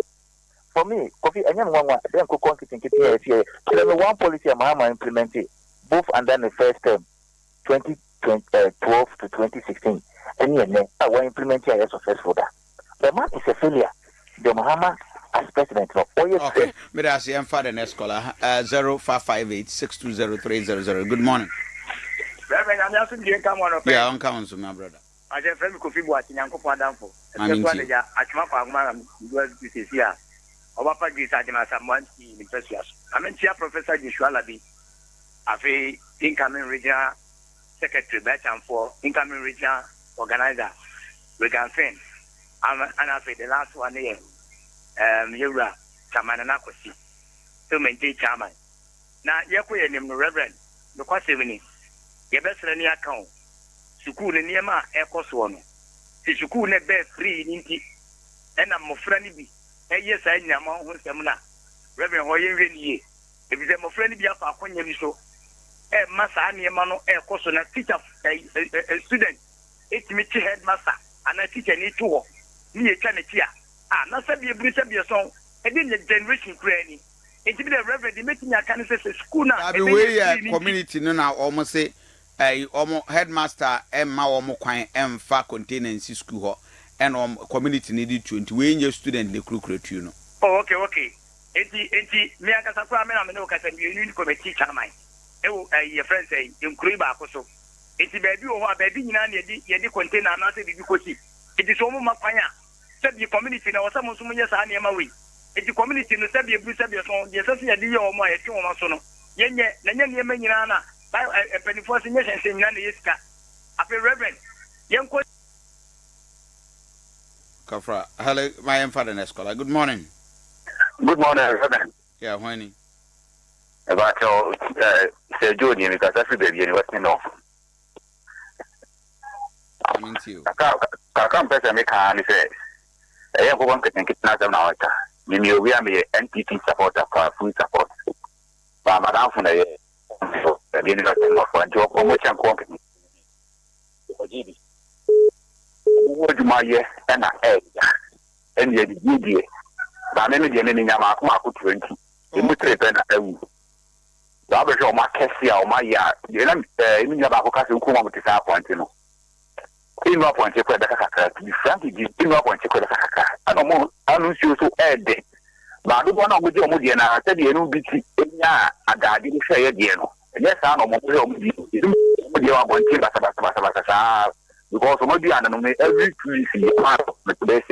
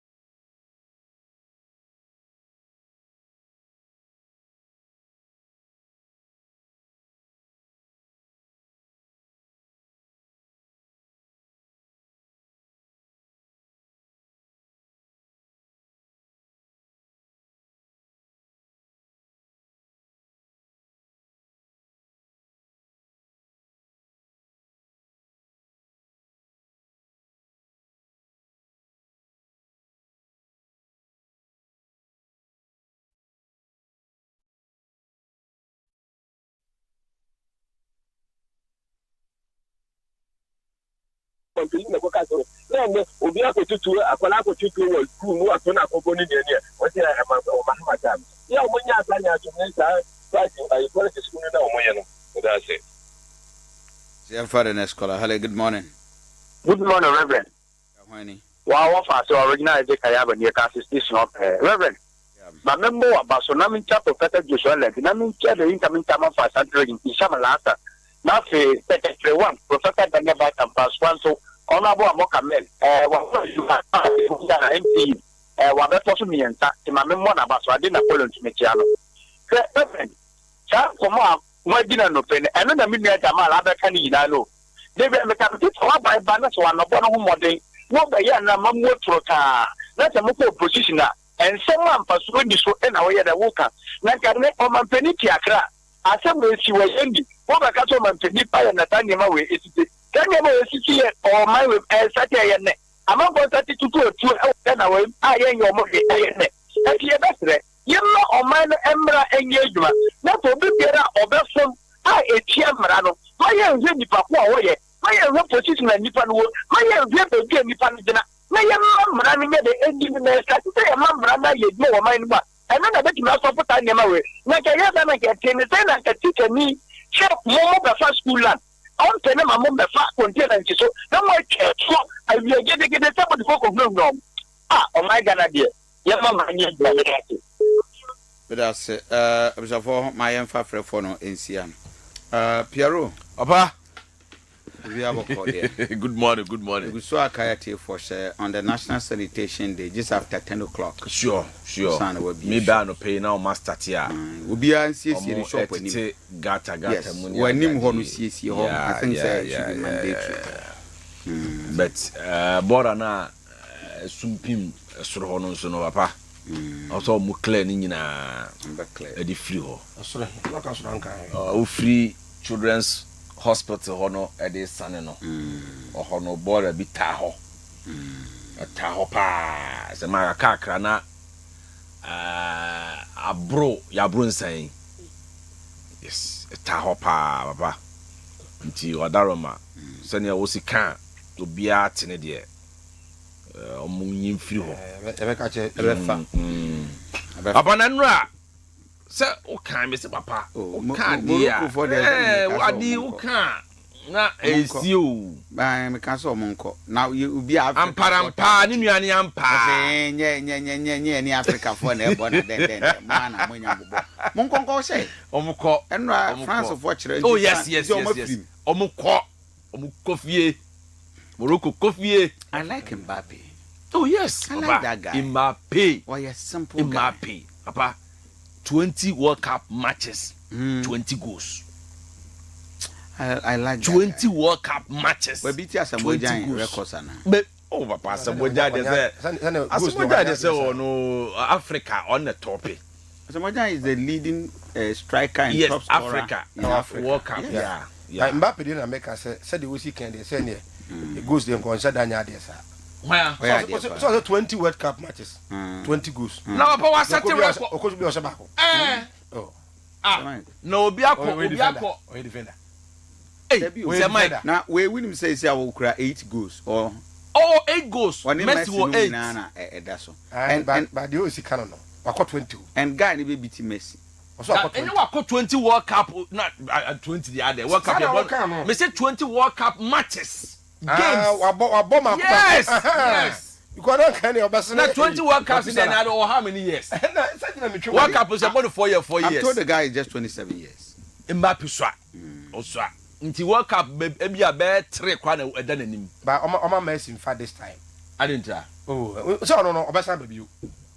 Oma na say Mike asema okay. Do be am panifo no nya we you wo bako.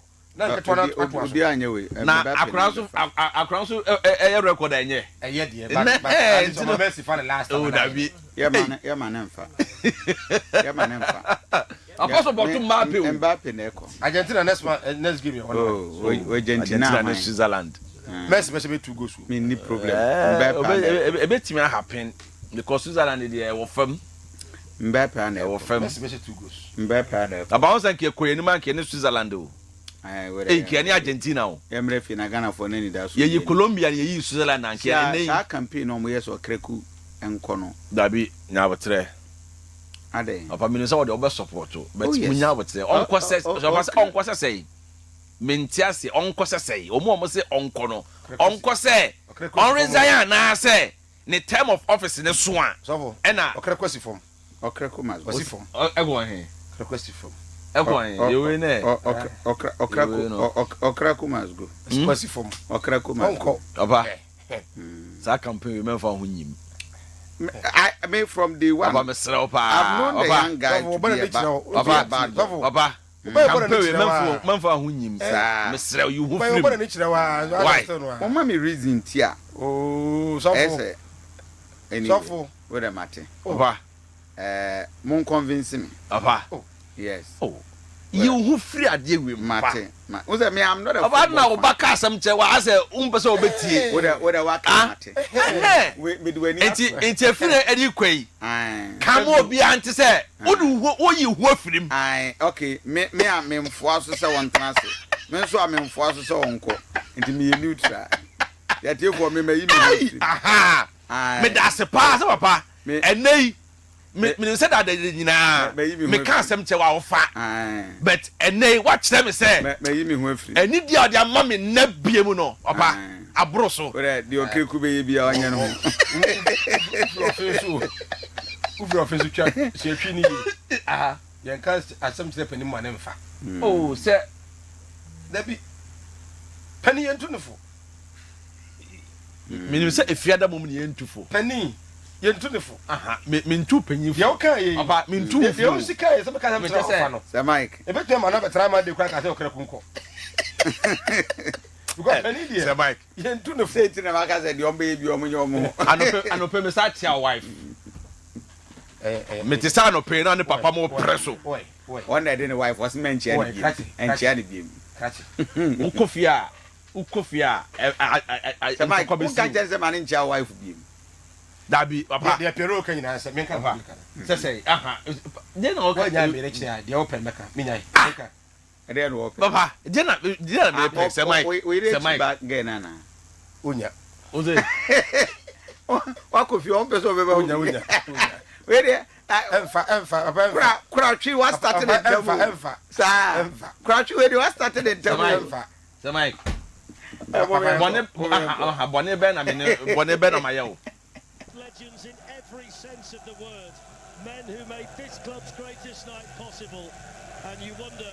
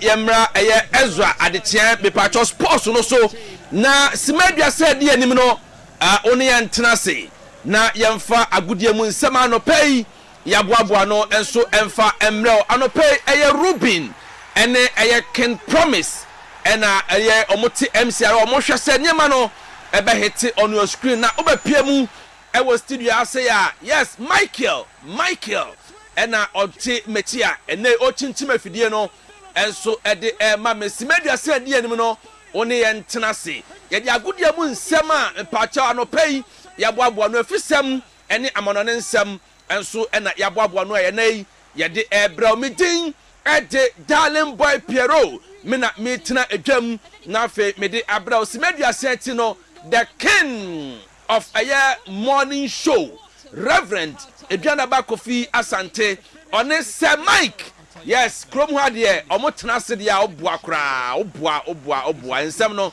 tokrom kra mkwakotwe enso e de aba tamu chuku na one ye ntena anopei akista semen kancho se akontrio na abao se de jonso abo akokọ no ene akista se fa okrata sem nyina ebe dan omo omba boaw na oma processing krata sem nyina enso e de amount na wakwa akopiemu ewo Canada US of A eni nkro akase akeka hu nyina no akista so omba boaw ni wakwa akopiemu enso ewo ho a omre kra US of A Canada ene ni kwa dine pa ba akista se da bi ono de e fa ne nsem nko ade a obete ne te enso e de amount Japan enso obeye ne simple enso e de amount me kai se enra offering crime ene baaye na obepie mo studio asei ode nipa miensa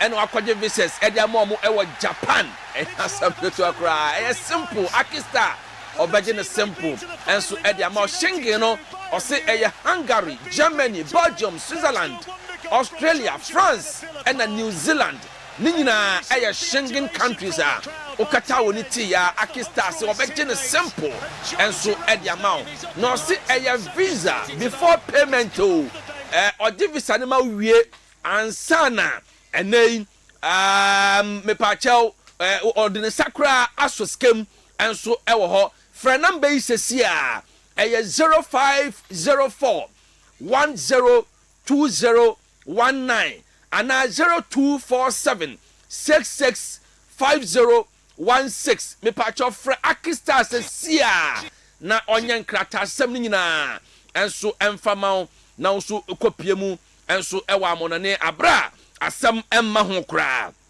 enso ewo ho afi yenhye nsem na se na yenkoyanim Robin yenhye se emfiri enai Black Maidens under 17 women's team no obekaya etina ena last aye qualifies no omode ehye so omone Senegal ena di eboani enso ewo ho na enra omobo ayankofa kansie enso ewo Accra Sports Stadium omone aye mepacho ene division side omo base ewo UK Accrington aye Stanley Football Club ena omode omo eboani na kwawiase no na Black Maidens ahye ekanon so ema eye mepacho Accrington eye Stanley Football Club no omo so entimi antim we eye hoboabo a omo de twen Senegal yakopon adoma datina eye 3:30 PM ewo Accra Sports Stadium na game no eba so eno eye World Cup eye qualifiers no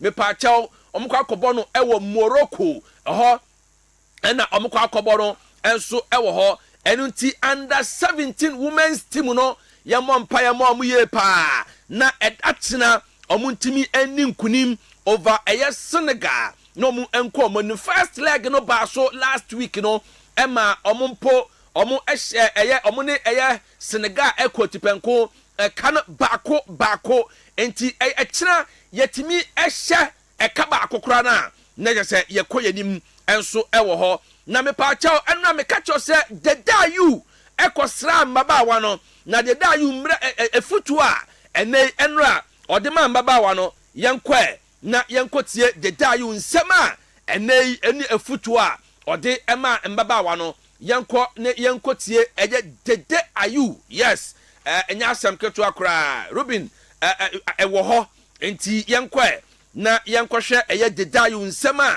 enei dedayu edito emeba wanenim no Robin me dia ba quick enso ewo ho enti yenko se aye ready a na yenko na fe yenkotie dedayu nsema enei odi tudwa enso ewo embra okosra emeba wan clear to raise a table can so we are here to support. We are here to support you people. We are here to give advice if there's anything, anytime. As your chairman, you get to me straight away. I'll always be there to support our youth.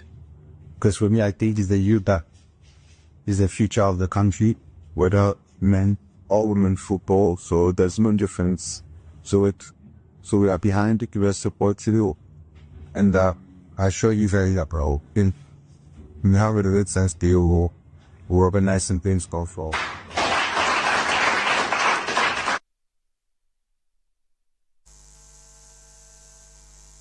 And so Equasra and Baba Wano, on also in Sama, Omo and so edit two omonum and no, Nanyo non ko, and edit support Ekoma and Baba Wano, Nina se Enra after Ayonkofa can see Omo Boyano, Obakra, Ayet me Pacho, NSA board chairman, Professor Fred Ewua, on also Equasra and Baba Wano, and your non ko, on a director general, Yura Yao Ampofu Ankra.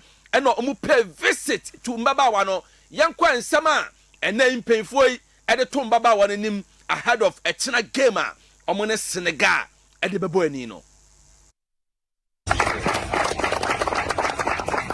I make up because I was one of the international, global. Well done, congratulations. I know how difficult it is, or it has been. We've been here watching some of the matches, and we are at the last stage. We are 200% behind you. And this pitch, you will not lose on this stage. You're going to win, and make sure that you win in style. I know how dedicated your coaches and your trainers and the staff have been, and I know you show the same respect and dedication. So we are 100% behind you. My chairman said I should convey that message. He's Dr. Fred Awa. He's the chairman of the National Authority. And he wants me to let you know that when you win, we'll have a package. We don't want to say that when you win, definitely, my chairman said we'll have a package for you.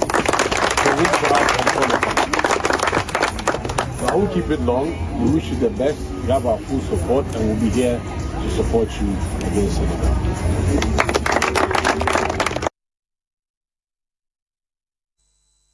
Ampofu Ankra, and who said Okasa, and as I say Okasano, on behalf of a NSA board chairman, Professor Fred Awa, no, you two just say a name.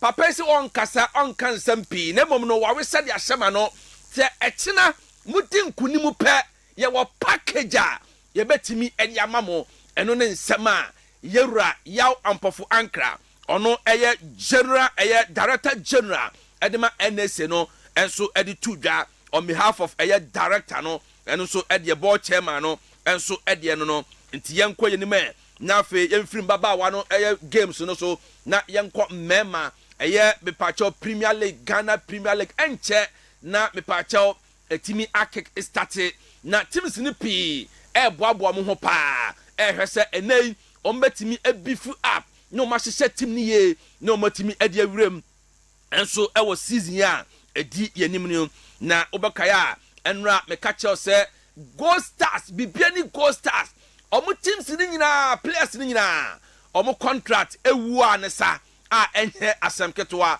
na enra me catch say yewura akosiadu ono eye wo no or the contract ama eye players ni bi mo Francis Atakumi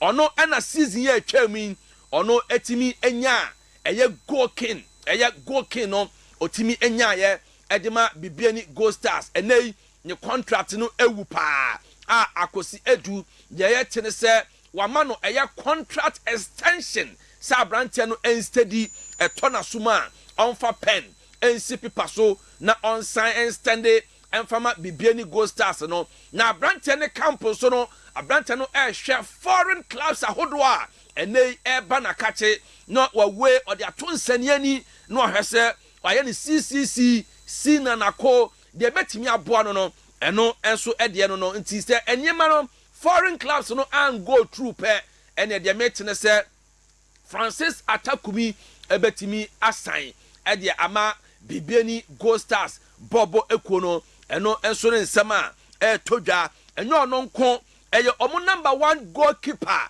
aye fani Emmanuel Kobi ono so contract no ya mutu asokra ono so de metene se yewura akosi adu oye CEO no or the contract enso ede ama abrantie no so no so ensteady na onhwe se tona suma onfa pen ensi pipa so no no so ensign eno so ne nsema todwa efri abrante no akate na de me tini o se Asante Kotoko so hia goalkeeper Asante Kotoko enso hia goalkeeper na enei omo so adie bifu ni up enso ewo ho pa enti eno no de me tini se ompe so omo ba abrante ni punum na omo hwe se mpo ekwan da no ho a obetimi aba be si akan enso ede ama Asante Kotoko eno so ne nsema efiri asoye ho enso ede eba na Asante Kotoko akache no ma menyina ho na mendi insam kakra enso emfa mo ni nyina ne se omo ka se omba resume on the 18th na de meeting ne se 15th of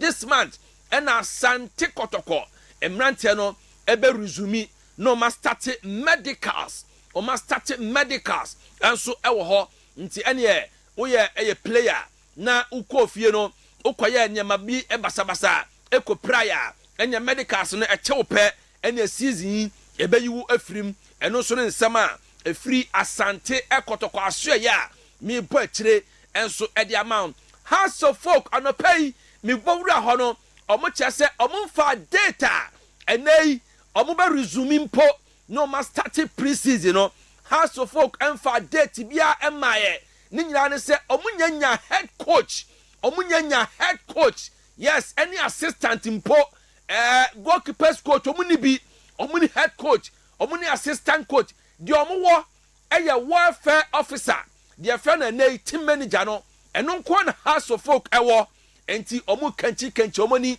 na no me catch us omo ni former Mediama Sporting Club head coach last 2 seasons na ono ene da di ne twuma edema Mediama Sporting Club obokro no broni amrado a friend ni Boja Kapo ono na me te ho kire se house of folk ani ni di nkomo na nkomo no eduru apex ekona nim ye pa omne papa no edi nkomo na mpo papa no aba be so team nim enso ediama house of folk bobo ekuo no eno so ne nsema efiri house of folk akache enso amede airman na dia metinie omne abranti a ne de Calvin osesibe o se enche en abranti betena studio ase na one little ken one-on-one interview o kacho say ye no kra ne contract no ewu se ne mekan mbra bia na atwam dadada say ye season ni pe eye Calvin osesibe ne contract no ewu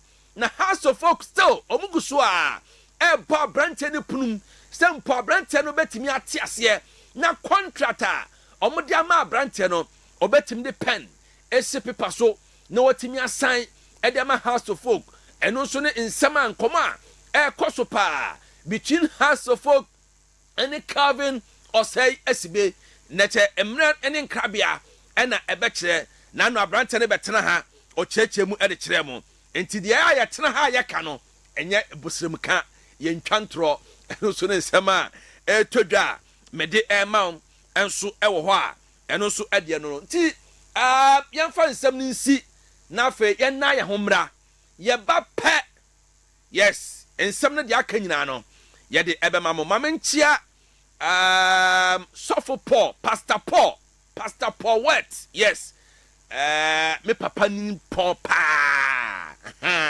Pastor Paul what enei papa no etie me yes me papa pa nyasem nya nchen kra ona dim papa echi be se be nine kra yes enti eno so eno no enti Pastor Paul what ono so etie show ni pa papa nyankopon enya okase pa na Ruben mamenya birthdays no na fe yes happy birthday kodiama opoku ware Salimat happy birthday Mrs. nyankopon nya okase pa we hu kani utotwa mutwo bibia eye Ramadan ono oye designer papa ewo bushan pa me uhukani no oseme nkanche se odan akoma so odow ni bibia ne o tinyankopon ala emblessew na wonye wakoma so ade enso emfama nti eno so ade eno no yes Ruben umami tubi nti mamentenete na memfamfiri wo enso emfama happy birthday enko emfama Janet, yes, wow, uncle, I a friend, I don't best, and I say, young show I would pa. Janet, happy birthday, Nibaya crapa, na ya sweetie, a famo awful, na fe bibianso, enye kama, intenoso, no, and the last one, no, and so Rubin, yes, happy birthday, and so enkoma, Mauli, happy birthday. Aha, o chiame Mauli no. Nyankopon nyo kase pa. Birthday we every inshaba. And o say yan wish Mauli happy birthday. Mauli inshaba se ofilu pa. Na de nyina enso eno. Ntia no so ede no. Ye dan ye ho aba. Ye ba pe ya kam nyina no. Ye de ebebremo. Park.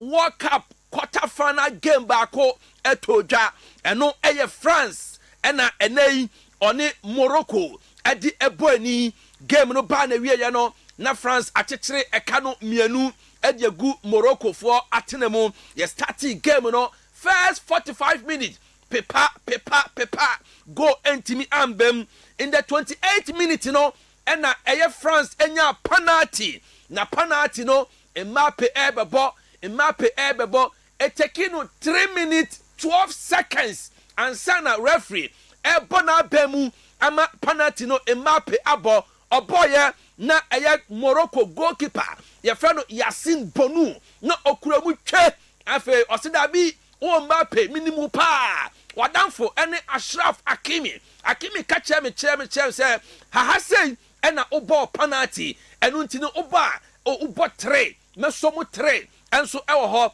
afi omo oche penalty no pepa first half no eba na wieye go entimi amba second half omo kobaye no omo bo in the 60th minute ena Mbappe yes ni go no ena etwagu ewo screen so no ko Facebook na ko he Mbappe Kylian Mbappe what a goal ena odi to atenam in the 60th minute na ni go no efepa na nye asamketoa eno anso omo the game no sa hye so biem omo bo 6 minutes time in the 66th minute ena Brantia ni didi Osmani Dembele ono nso ede baako epi so enso ewo ho a enei yekwa wiase no na Mbappe ahye baako eye mepacho Dembele enso ahye baako na ese France achechire kanemianu ede agu Morocco atenemu a Morocco entimi ante ene game baako ebetodwa eno eye Spain ene Belgium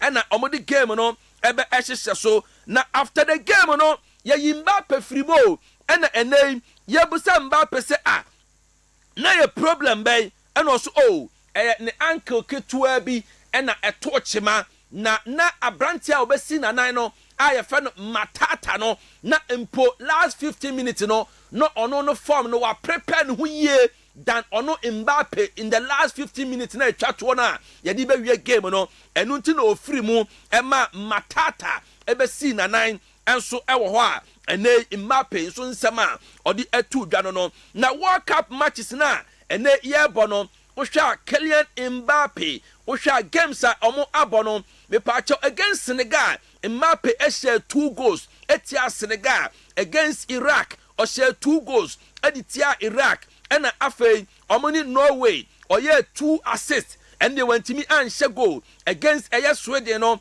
about 2 goals editia Sweden against Paraguay on the said the only goal Paraguay edi frimu and Enra against Morocco no otimi share goal esaya assist and so ewo ho enti enei 11 goal and assist in 6 matches and Mbappe abon wo World Cup no ono so etimi aye eno ne recorder Mbappe so aya ene odi ekọ nanim pa enso ewo ho afa yenko nsɛm foforɔ mu ɛnso ɛwɔ hɔ transfer ahodoɔ a mepaakyɛ ɛɛtɔ dwa ma menyɛ Ghana ni aberantɛ no ɛkakra aberantɛ no din ɛde Gideon Mensah nso ɛnɛ FC Cologne enso etimi afa abrante no obaka Gideon Mensah ono enana na ye left back edema Blasters Boboko no tournament die oyi ne hu yie pa esi akan kama edema Blasters Bobo ekuo no enei okosi akan ede ema German Bundesliga nim no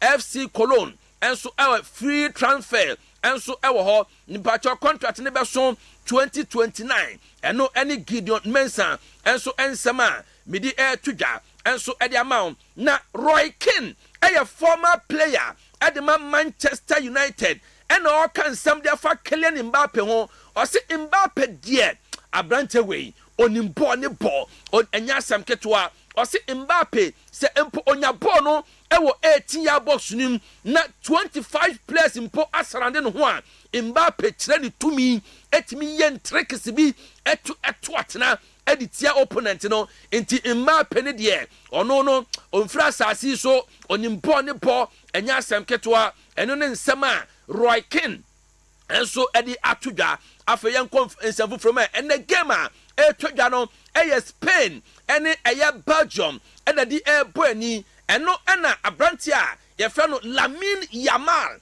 enso edi atudwa oso ono no game yi World Cup ya boy omanfo ehuniye na ose enei ose World Cup no ehyasie edi a free quarter final ene semi final no nti enei obia enhwe ono no Lamine Yamal onu nanim se obeche ne tumi pa enso ewo ho one ne club ne teammate no ombekire se enei omo enimbo ne bo ombekire Belgium bosumi a yeduamu eburo pa enso ewo ho eno ne nsema Lamine Yamal edi atudwa enso ewo ho na branche osina kan edi ma France bobokuo no enei ni din enso ede menu kone Rasta man na ohye sex jersey no enei mepacha Manchester United prepare sa branche o ma be fa branche no esanse omo hia defensive midfielder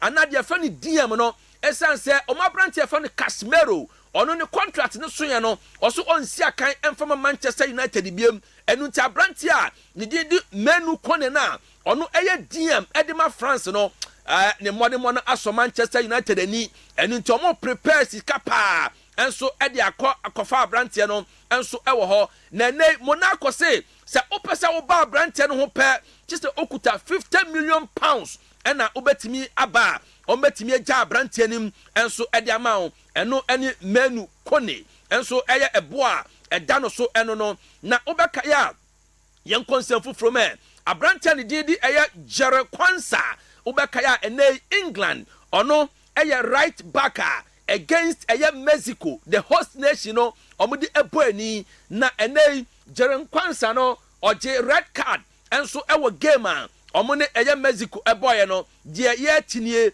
se FIFA se 2 matches a eda England enim no abrante no entimi ensi akan ne bi esan se tackle a ode ekoye no na ye career threaten tackle and abrante no ede koye no enti de etine se quarter final ekina game a England bebo no omo abrante entimi embobi sanso no mutimi ko manim ekopiem ewo semi final na ono nso Jere Kwansa no ono entimi nsi akan enso emfama England eno ne nsema FIFA enso ede atudwa ye de ho nsem no enso ede emamo nsem no edoso na yemfansi na afi yema EZRA adetia no Reverend Aduanaba Kofi Asante Ennin one se Mike enya bedwafo no nyina omo embetenase na omo mfa EZRA adetia no enso emfa emrade king of morning show umpo dek ona henche no ehye no yes Reverend Aduanaba Kofi Asante Ennin munya botena muntie no ensama one se Mike de ba no ubekuochi pa ubekuochi enti mienche obi bia nei onya abotre enso etie no 3 to 6 ye betena se latest intelligence little k betena se principal beba soccer card beba the crusader ebeba ena miami nua St Jude akotofrimpon ɔno so ɛbɛba na afei me darling boy Piero me nso matena se ne yɛde nsɛm no nyinaa abɔ Little King akyi dɔm na afei yɛde nsɛm no aba ɛno ɛyɛ 3 to 6 ɛyɛ Ezra Sports Drive munya muntamu chuku pa na muntie yaka mu nyinaa once again midin ɛde darling boy Piero. Peace, shalom.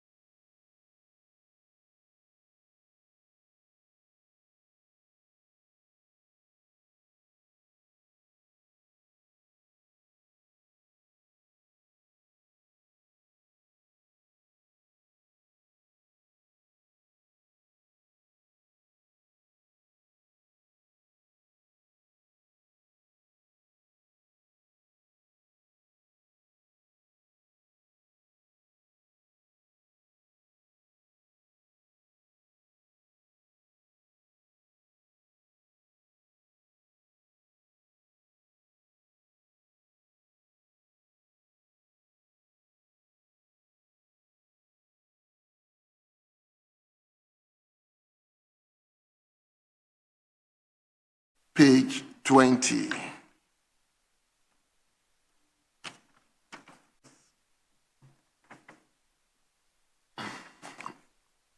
Leader. Yeah, Mr. Speaker, our colleagues opposite have some very important calling in their constituencies this weekend, and we are hoping to close early so that they can travel back to their constituencies to prepare. So we'll just lay the various papers, and after that, we can take an adjournment, unless Abina is insisting on taking her report. She's not even here. So let's just lay the various papers. So we'll take item 8A, and I'm here, so I can lay for, and then B, we'll have the Deputy Minister of Agriculture who is here. He can lay B and then C. And he can also present the instruments itemized 9A, B, 9A and B. Thank you, Mr. Speaker.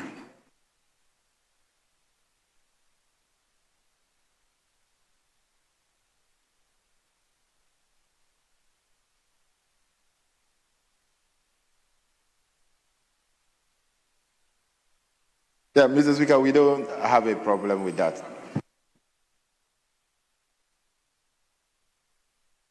Yes, so honorable members, let's turn to page 4, item listed 8.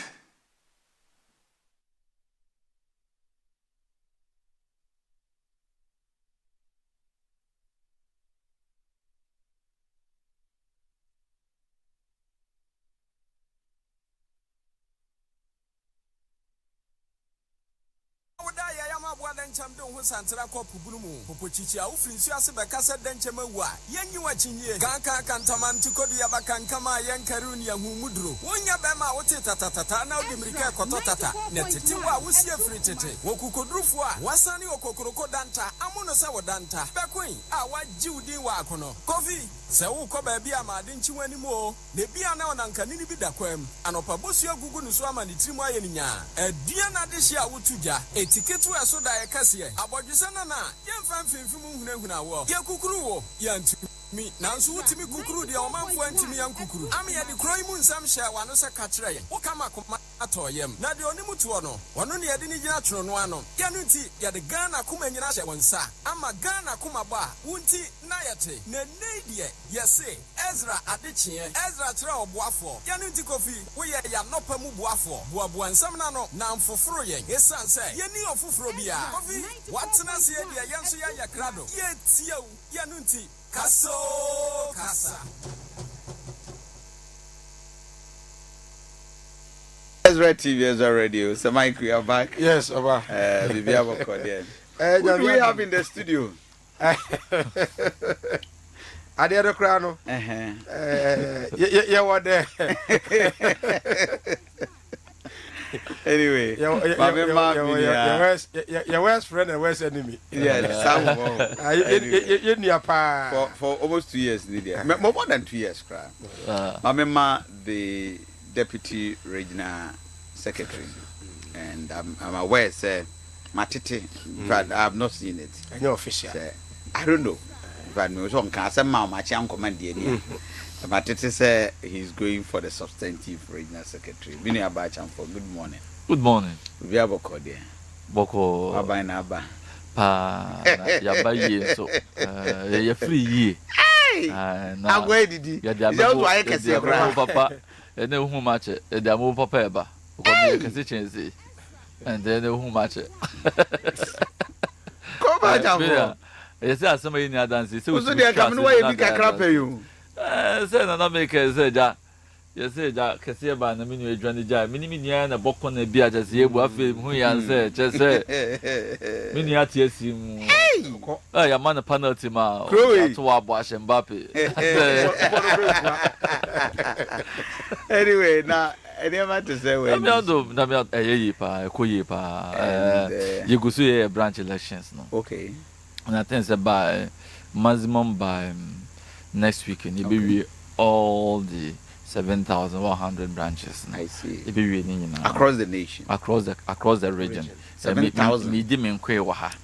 Tomorrow 7,000 branches. Police stations in Asante. Out of the 47 countries, Asante is the biggest region politically. There be someone say, how is the branch different from polling station? The same thing. Branch by a polling station. Easy friend polling station. MPP friend polling station. Your friend branch. It's a branch of the party. I see. Some of the women they insurance they didn't the one online. The na you could transfer can then. The business can you train us to trouble. So we your mom for na kwachira o madwene. Tua mo the entire nation. I'm told that so force tua biama. Forms. That's what we were told. Across the nation. Because my constituencies are how do you know? Me am executive in a bomb cram to so that's not true. No. Oh, sir. No. So what you are the amente. And the mumu sent by a tia, me de say a tia. So own level. Me parliamentary candidates, former parliamentary candidates because support to a boy yam or more 80 me to talk to 20 and yeah, Obia this free baby so koto then they are test any ni passe ye. Anjo be near by better give me finance me then only is come David. And Obia on the form. Okay. That's the most important thing. Obia on the form. What that's all my wona o you nia. And pakro that's so ye ne 7 predes out of approve ye there. And now there's so sure sir. Wo be no conclude say what tokra na any kwan so omhu so wato. Oh no. I'm telling you, sir. The party for the die. Former parliamentary candidate, my constituency chairman. Okay. Yeah. Some of the aspirants. Yeah. I don't know the tomorrow. For that I know because a be a non-person must to be in bulk. Man for men and more sequential directives on betting me the and your bulk purchase in the so I know sen you be an tomorrow. Party be a the base and the regional level appears to be shaking. NDC, how are you holding forth? Shaking as a party in terms of continue holding forth as party. Yes, na and the base in the region. Yeah, sometimes the government and the party, and sometimes I won't say it be a fraction. It be I won't say quite a crabby about them. I know the Obama from now but left with the party hierarchy and say between that 10 line at them maybe team Genevieve to major 2 forces no a party be fair a more a honest chassis. Once as a party in the baby as a binding in a baby as will be a dear but a party in a war buying. So although a binding share or money now so there, but in your mind you should know it's a party you Supreme Court party in the boy and the old baby John to me about Obu mine a man for a council. I'll buy NDCC in Asante region there in this challenge. No, major challenge is here and here. Send a bay a bit me a boy, your branches and my unemployment here a woman yet me a boy near to me at so. Touching on unemployment because me aware most of your members is moody dijao. That's a fact. I mean, several of them will soon say. So, I say, moody yes, me appointment. Oh, Omujidi say, more pay you wanted my appointment different thing than appointment. My appointment, I'm a regional lands commission board member. You could meet in 3 times a year, sitting behind 300 Ghana and Tiafin 900 cities. I see. So, Okasem did I just say, Jeba number and a channel, kakra. But Obians would not buy my office via him say, be a sebe, Dako near oversay, no men cast oversend, the overspending. No, there were party now, all the total one, but you buy, no. Mijidi said, you be any BBR, and the beans expectation on that eso. Into a way between me, I try to say, be massage these differences. No, net when will be a comaton as a partner to Bemucha, and a chairman soon be also. Because imagine you want 7,100 times 9 executives. Many are saying huge number. Huge number. Into you so to me and satisfy will be a more beer be yeah. Difficult. Auntie, gradually, yeah, you my part in the chair by mono, and then Minoka is appointment for a bar. Now, say, creative ministry for it will be called, yeah, appointed minister for a same uncle from a boss, daughter from Kamakwene. It will be from Neverco. Yeah. Employment with Kakraba, yes, uncle of DCB or district won't go be. You do be from Never. So you should only pray, say, a better not a buying a chair. No opportunities since you bet me a creative be account. Let me a man soon be also. That's what you should pray for. But said, Obi the DJ will be there. I don't think that you Obi Ako Ahia Moa soon be able to call this will come in Sebiwa on make effort say Obi to me meeting half and so betting ABB I found. So the Johnny there me who ye me soon so be the Jammy in any way. No. I bread Obi dear. Yeah, so me I understand. But you've been hearing it. I mean, boys need super. Maybe one all catch me na me but many are several of them even they be say employment level na they be on say yem say o mu si ye adwuma on say e so mu su ni ye adwuma that be on say power per se manage on mines and MPP manage mine once MPP o mu ye say MPP o mu ye say even when security agencies form some buy out no Senka, party nya, and means to me, Nanka, yes, I say, young Thompson and MPP for yen, secrecy, Obetian said, Nipe co training, you didn't pay ye say. Say, yen sank about me party is strong, but any sounds on mine and swear. So yet, yes, I say, ye mean no money in any bin, to so muswa. These are some of the factors. So, in your candid opinion, ye be my gun and ye be a nya, quite a year, and I say, and send ye na yanum yen ya, and anke. There be a beer mono, ye be a problem within our party. Because they believe say yes ana we mu year no we mu nyom nkrofo do wom so you be problem within the party but you want so your mamba pa your Ghana ni no so no also e boa so police stations almost say the woman yak of for no ma medicals how my police station my even my constituency executive maybe they are disqualified yes. And the more be a your person also your Ghana ni, you be treaty Ghana ni be a pepe. And the more be a now make us a more conscious chairman, secretary, or my disqualify. Second, because any protocol, any bejico coma, no. But see, I understand this sent which chairman or my and so, and I see a cha, second be bunny a cha.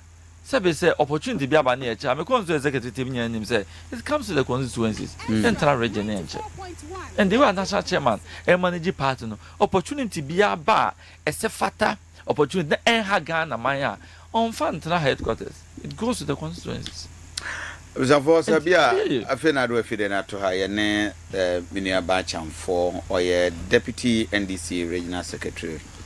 He didn't come on several issues across the country and of course within the party. More share from Accra across the digital and the satellites with me to comment at the above on the screen. 0531455105. My name is Awi.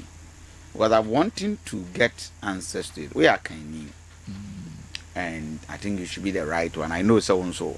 You say things as it is. Yeah. Though politics would want you to keep things and not wanting to say it. Several complaints. And you when you position one thing and I that can people to move forward. And now so you protect your own. The concern Aban is NDC by you have modernized your party's positions in this region. Virtually all the Akan guys in a sideline home. Across the 47 and over all the positions in about 95% have gone for the northern guys.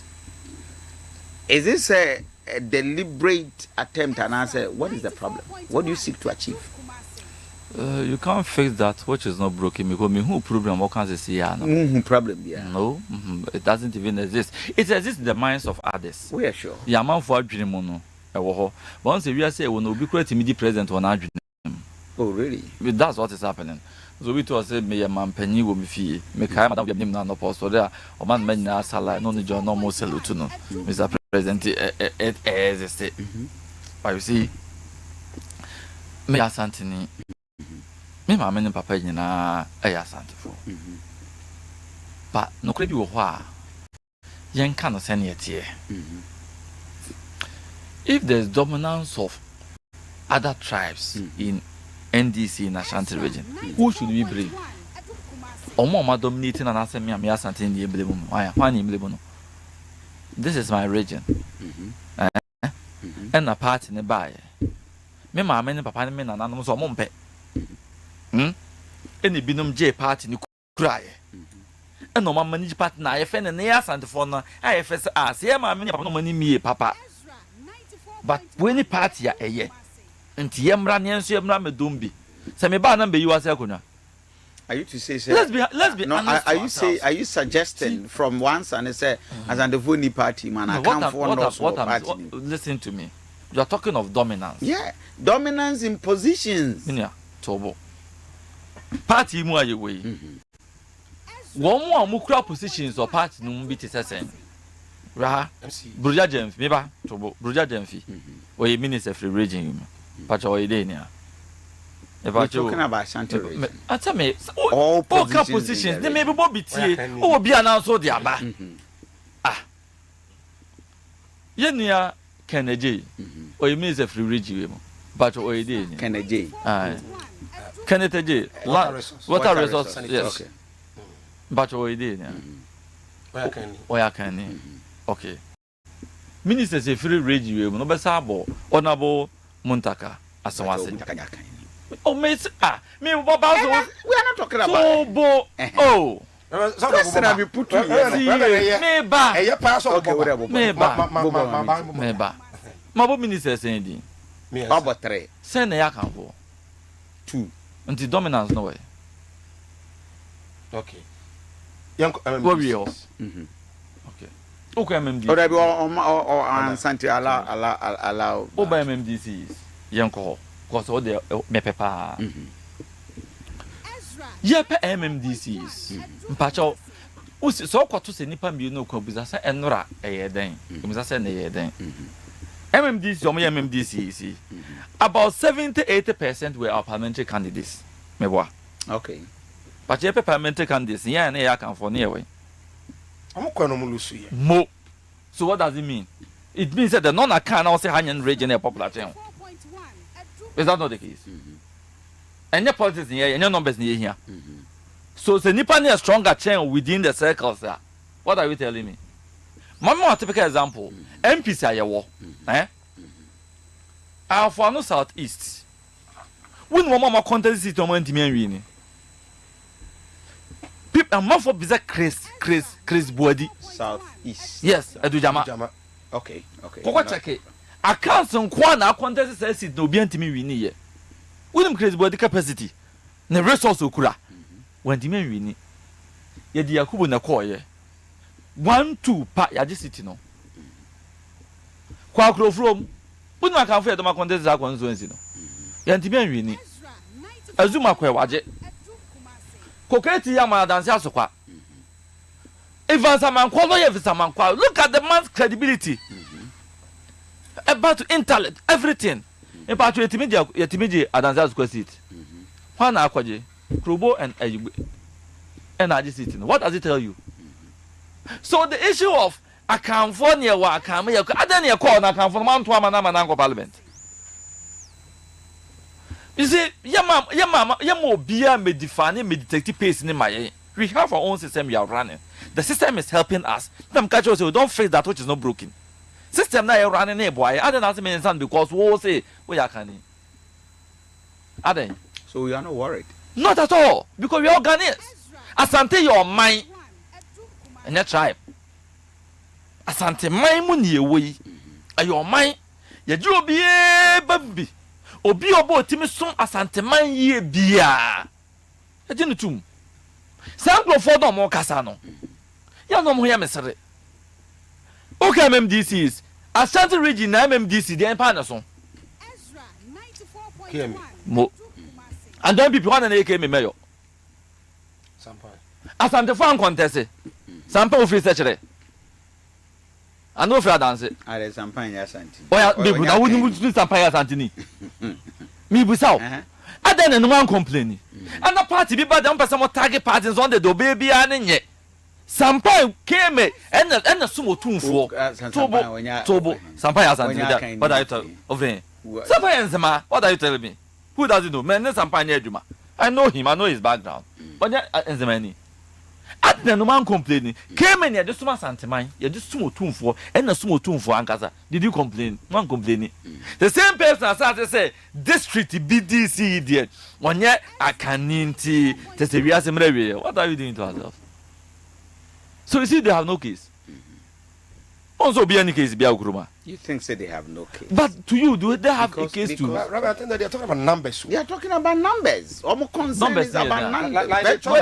Virtually from every position in the region. Regional security. Everything in the region, apart from your regional minister, KMA mayor, and just 3 others. The entire position in this region go to the Obwa. Get your figures right. I just MC or Ideni. No, you are talking about how many? Okay, appointment. Oh, what about the size of Monkwani account for me? You're mentioning 1 out of 37. MC or Ideni. Tobo. Tapa MC or Ideni. Tepa. Ebwako MC or Ideni. Tepa, we can't. I do say we cannot. Tobo. Ebwako MC or Ideni. Not Anakan. Ebwako MC or Ideni. We want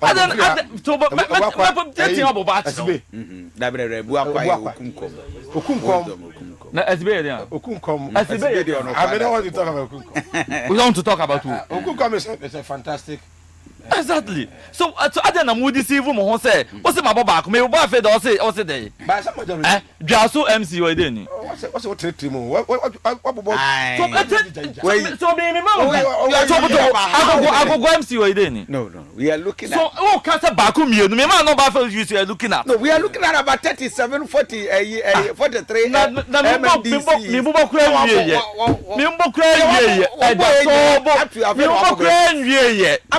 The money is 6. What will be 6? The money is 6. I don't want to answer because you refusing to even accept the fact. About your and to time see you didn't. And to time see you didn't. Okay. Honorable so in fact, Kumo MC you didn't. Tom C. You see, you have no one case. You can't say I'm gonna MC you didn't.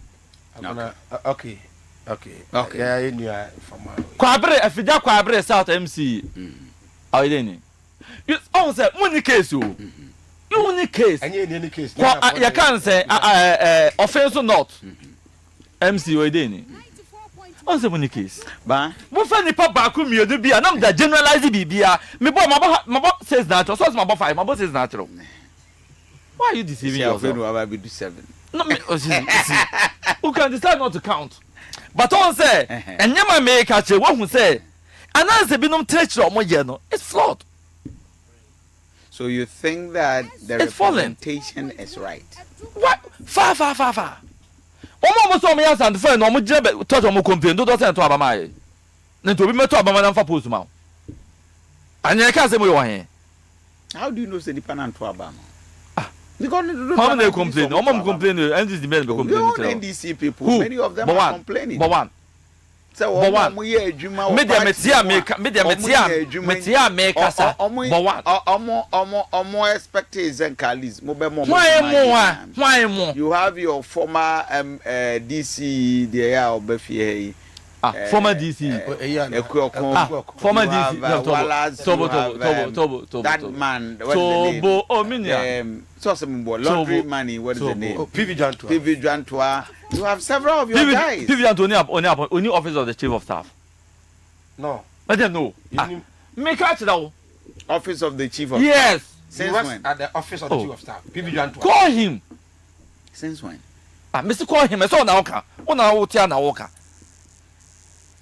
And no be who the Oka former DCs, but I also had the opportunity to serve. Oh, he's my brother. He's my good brother. In fact, me campaign one of the persons or me advisors when talk on about Kyoko.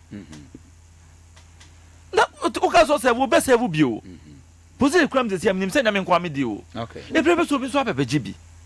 Say be aku free ho drabin cancer in Sutano. Do ba ho ya Asante ni. Point che kunu nyina we. Do ba ho ya no ye den ya. And then talk all the DC8s obi ni bi. And the ban ya NPP line ye we are grooming new crop of people o. And then on do am kra better houses obey ye no ho. Akokra be no do time. Don't better houses. You so mo akra can say the two better say the minister better the now ye ni. Anya no bi ni ayo. There no. Opa more appreciate the fact say hwe MMDCs no so hwe appointees no na hwe the age group. And then one come for say obna ye too tribalistic say Asante ntimi Asante ni Asante na position na MF but obi na position MF because obi a wa bra ye adwuma bia fata say ye reward regardless baby a ofri so party we ni NPP in difference wom NDC musa so free na bae o dan kwa odombo obuzia no party we ni the ebusan say what do you have to offer nanke po bi ebeji na wupa me enka mi o ko me ya Asante ni po SFRI MPP mu na sa bae say ye bi a party nka so mo pa Asante for many first na go to omoto obeti ya me clear example say wo de enye so ya Asante ni kekenti say party pass wo say SFRI MPP nye constituency nye region national e na obe kon bae e na obe contest position ye to ba ma me Awa Muhammad e call MPP election so hu vote onyai so hu ye okay fato to ne hu these two parties no who is more nationalistic so it should be any ho on say why me check on say for issue ni ho you are making it but you have so simple no and that's simple you see who reduce argument into a moment radio so but you don't do that is convincing me it is to every reasonable mind kakra would you say the number, the aggregation of the percentage, you think say you are okay with it? And Kamenya okay. But per the ono can say. Unse the MDCs no. Most of them no na pieces. Yeah. And I actually mu say omo de accounts na nkata kwa contest. Accounts na nyoma ntu. Enti say omo de not na beko anasa omo de foreigners beko ame ya joma tumu a party is about numbers so I think they have to can see the gas and the numbers and the volume on the point no but but busa say Wallace or hene na bone be no dey NDC for oka Wallace asemo Wallace nkrofo a ofre Wallace na busa ne ho asema am taking as my personal project. 1 penny age. There are certain positions in government penny age untimi I occupy which means na ya adwene. What you say? His men person can be already but ubusa Wallace he knows what we are doing together. So ebia baby is used no pa no any adwene ko kra say ye used no but I'm telling you but already if you say one more money account for or money while I started you know obo bi din omo we anom do mo omo kra position this year on send the one money account for money while I started you know do na kra position alaji sani mo alaji sani dey be offer dey free so that free no alaji sani senior na say junior free both of them the one win there say junior say junior do do free but because senior no money Wala so nya na started say adwuma wo absolute ba no mo wala Asante lo bunyina they started together I don't know what said in anomo de Jake dey so am generation Jake dey na Jake nya nra chi ya Jake Asante Jake yanra Jake started he's one of the senior most communicators we have in this region Jake Asante yes from Bantama one of the senior most communicators we have in this region. If you are talking and John said, oh, reduce your argument. Now, oh, channel with one spectacle. Oh, share the other side. And the sound microphone in now, almost so yeah, come to tell radio so yeah, Juma, almost a dashi. And then you argue and foul. And the when no Juma no more channel. And foul. Omontiase, any ye. Ya prepare on pass, no, ya batter ho. Until I'm a mount example series of seats ya jia me will seat be wa ya beje when you go with a settler you take it in the next elections. I see. Yes. because some of them found microphone ban they don't no man to. They say I have 7 seats in parliament. Yeah, from Asante. Yes. Which you did very well. And those any Asante for? I think many of them here, Nordness. Maybe those any. Do we have a As I had Jana Sirafra from such a family.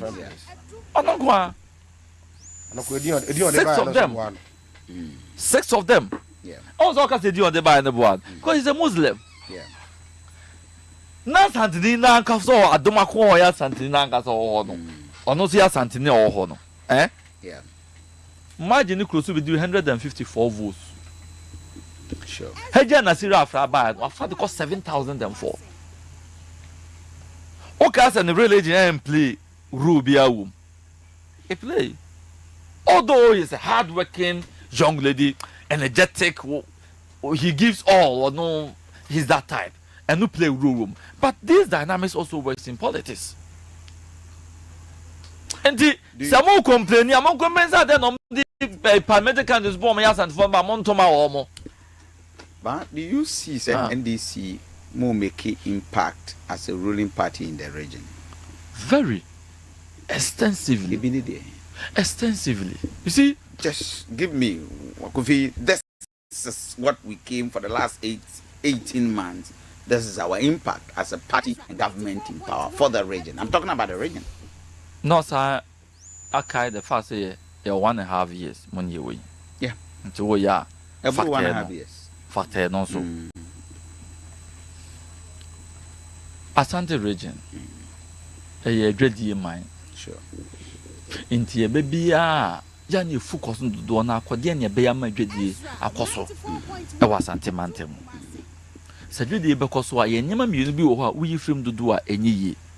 So, basically, a drabby breeze. No for the baby, did no more did just 7 previous and nipa. Name young cock cotton transformed on ton Yama won't foot. And at every point in time, this is about a Bermon.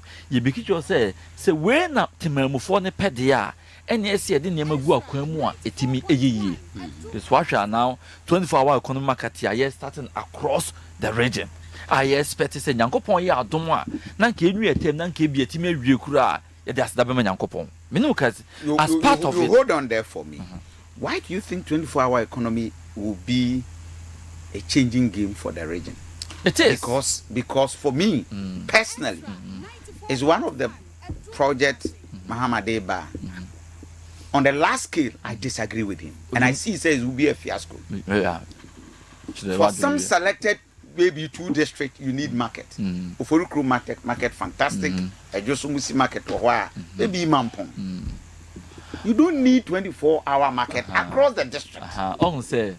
When you have central market, you see where you have the problem. I don't know be about commercial businesses in the beginning. No. Oh, Berdy crew, no. Oh, Berdy crew, one Yamma crew motre. Pacho boy, so I count it.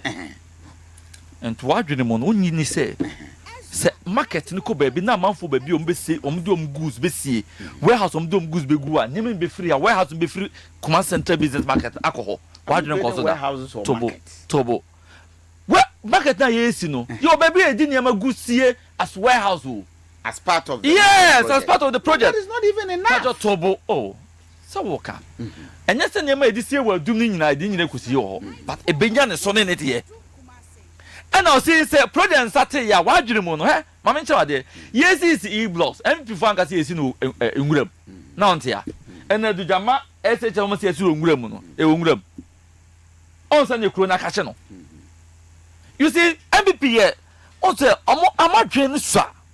Oh, a kitty, and Tomo drink, say, market school some say in grand and Muramuninan, sending in a room. It's different from market. So, Minia Tobo, me example. Example, okay, be say Umurum.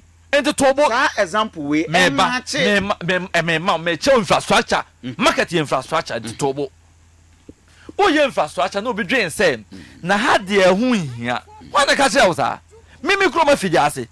When the catcher is 24-hour economic market, why am I? Who deceived you? Unim time upon markets. Fijasia, what for now, mamma, cotton a dream or toast tomato for 24 hours. You see, cream. You see, ma, you see, Tobo. Yeah. When the opportunity is not there, you may think there's no business. Because it didn't in the map, other countries, no, you may be a because the opportunities are there. Create the opportunities, let the people utilize it. Don't be myopic. And trust say ya senti, say ya ton adia near pono senti, sa na ye. Why should you even think that the next origin create opportunity more man for no man capitalize sa na ban ye. A ban first can show bottom or create conducive environment man. No one capitalize it. That is how government operates. And then market. With one key factor. Miensi marketing nenwe. Na man su ahwe me pacho nyensi kejeti awe. Say be no mto ade ka say okay. Kejeti bia. Fesu a egu a ya no metra wan kosi ahwe. Say bio yenwe krofo market say amafo bi omoto on yama. Iwe krofo market e be yama. Iwe krofo market ya e be yama. But some of bi omoto on yama all right. We are talking about not less than 1 million a month people trooping here. And there is a difference. When you pay troop every week. When you village is a way for just one troop every week. A bidum never be go man on see about when you can't come for say. Do you have any idea? 24-hour economic market now. A 3 years till and also on mama on I say 2 years. Oben with maybe you can oh minia tobo hwe do no argument to cover by na make sense an argument no in hold water because what you say be 3 4 5 community be here na person chance nya no kresa community be here sa market no hwe enyoma ewom when ka say farmer be ntimi operate 24 hours in a fijase in my hometown in a fijase who deceived you. From my 24 hours, and that will be in here. Do not that. What's the market? Market and farmers, you tell me on your man. What's market? Then you expect say in the market now for woman in the night. It is 24-hour security. We have a third group. You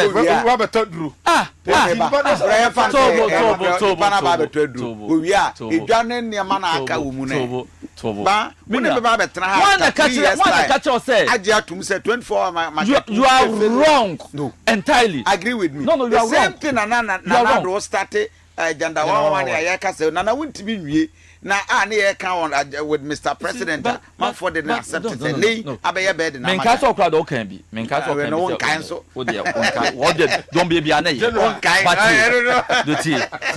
ti ba ja fo kai I'm told them right me de manusi Maneland enye wa adwene say se won create conducive environment ma manfo na enye wa adwene so mu hia ende nka bi da because me dwadi form de nyoma begu kroma ne say kwa because baby kro begu kro bi ni ho because the demand is not there tobo hwe enye ma drive economy o so what town studio ha ya adwen say de wadwen on sa na ni nyina ate a o ye me say because enkro na abodi nkro onim bi so ba chanfo onim de eka going beyond the studio and you are well with me say market if you have your own will as a leader leading this country yes and you are coordinating you can never tell me how we feel has said the priority as a nation for now yes a market 24 hours in each district. It is wrong. What's the priority? It is wrong. What is the priority? You don't tell me. We have to catch them. What's the priority? For now, what's the priority? What's the priority? The basic social amenities, our health, our insurance, electricity, the roads. And then Kenya be biada. Mama started Kenya be biada. Fantastic idea. Kenya be biada. So can say there. Kenya be biada. But market there. Utinso we yare nti nipa wan koton de enesika obede no koton. Ade no koton. We dem kokko buy. We applauded that at least e buru so an nipa dey come market.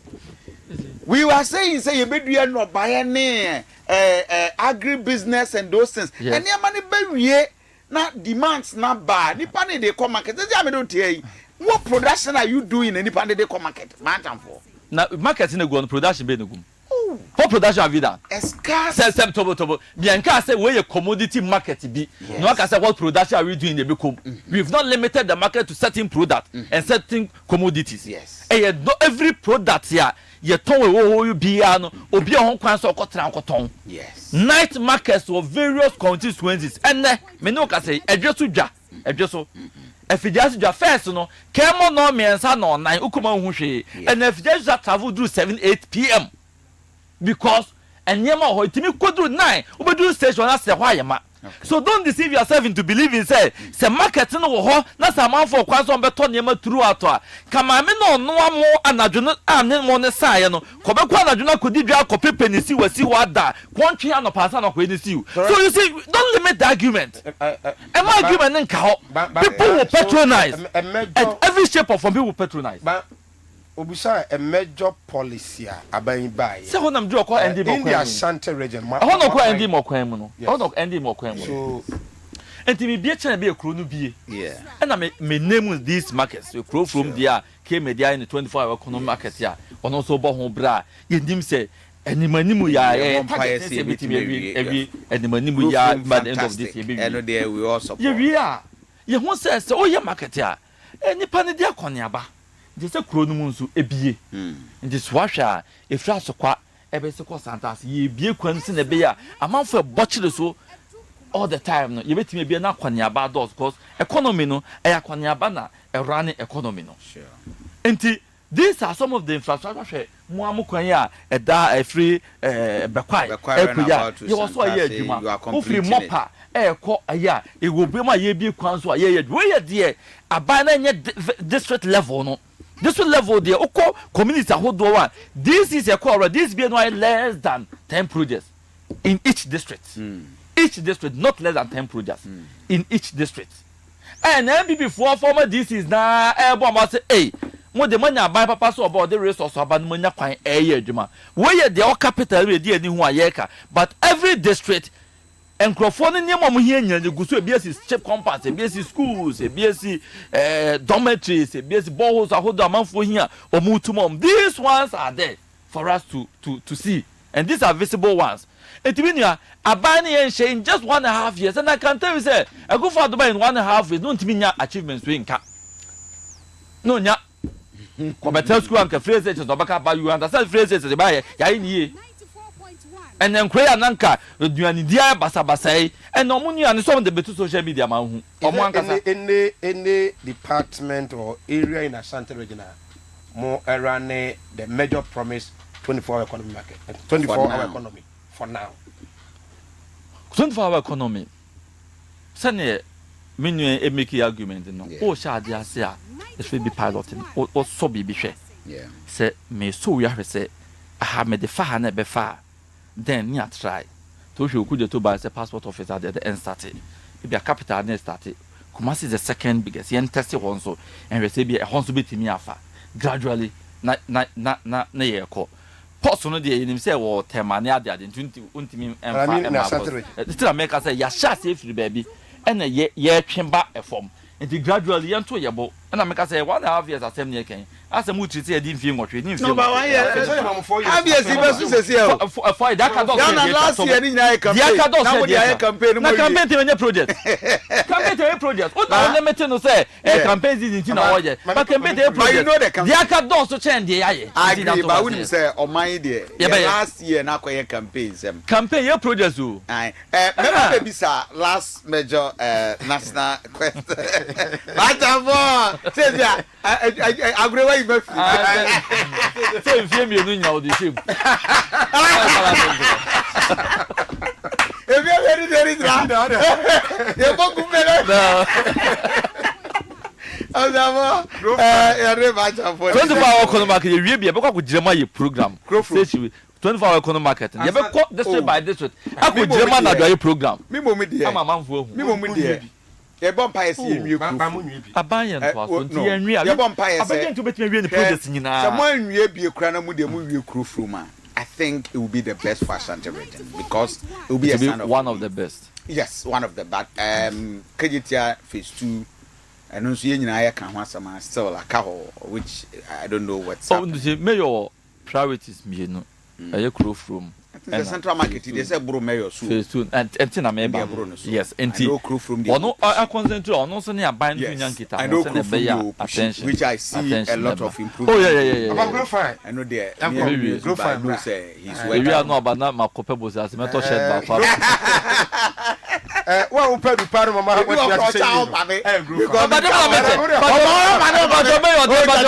but you may the nyam na meche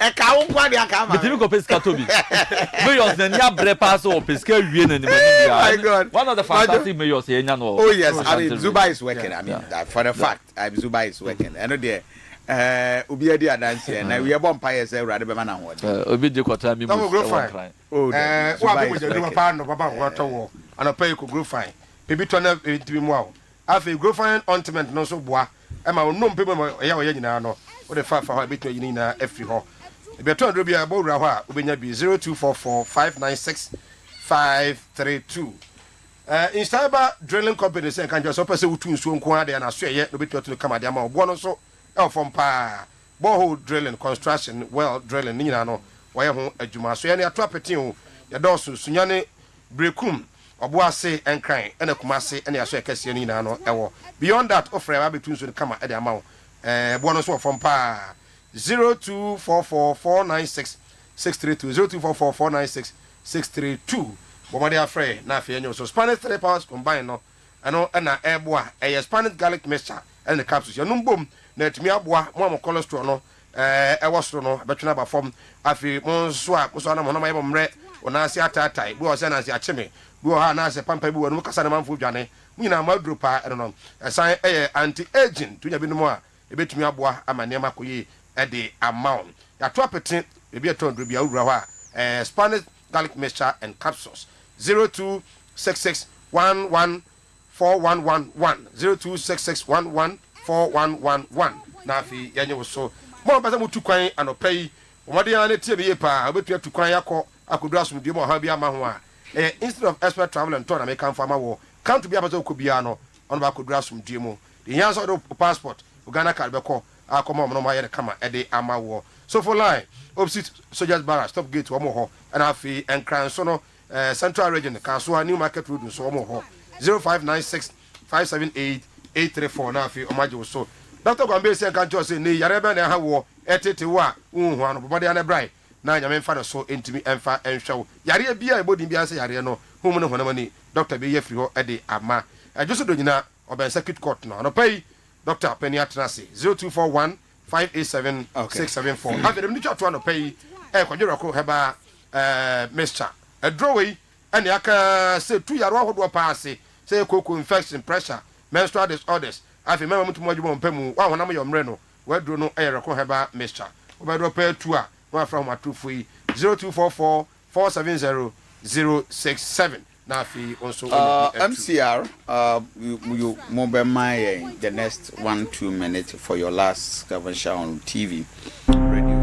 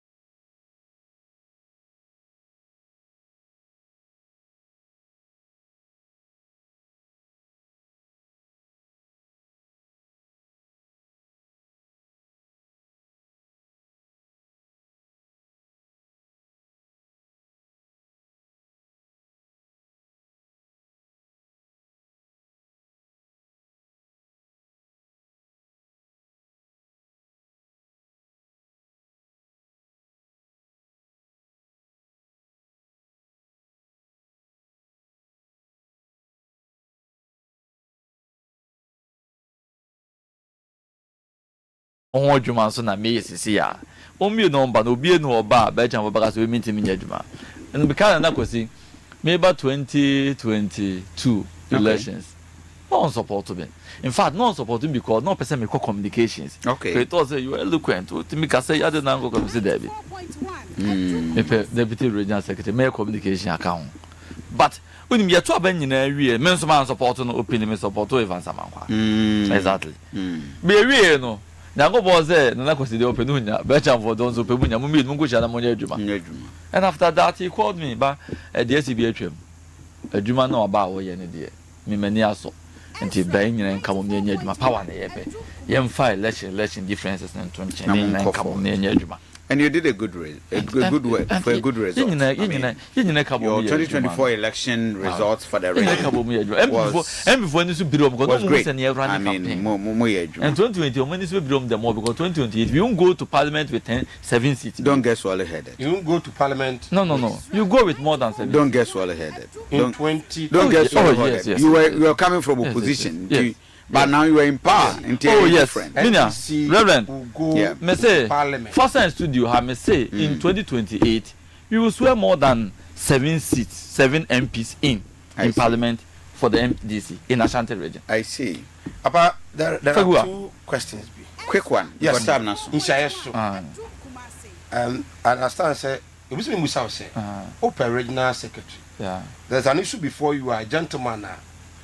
Allegedly, so what fakey a membership card of the NDC. Yeah. That's what I told you. Party herself no, you can't radio, so you can't know them. The intimate discusses us no. Where did you say? But I'm telling you, say, minimum do catch the audio. But two was all 174 money now, or 1 candy okay. Mean to me, must send details because I have some a far will be membership. Whether say a proper na say any proper. Two things discussing in our radio soon. But on 174 money now no tell you say the nipa can it be a need information, you know, until no kind of that. But Ubu so more party chairman, party secretary, organize they will tell you say the all can just answer. My party for no be communicators and I'm more from Syria callers. Media monitors. Yeah.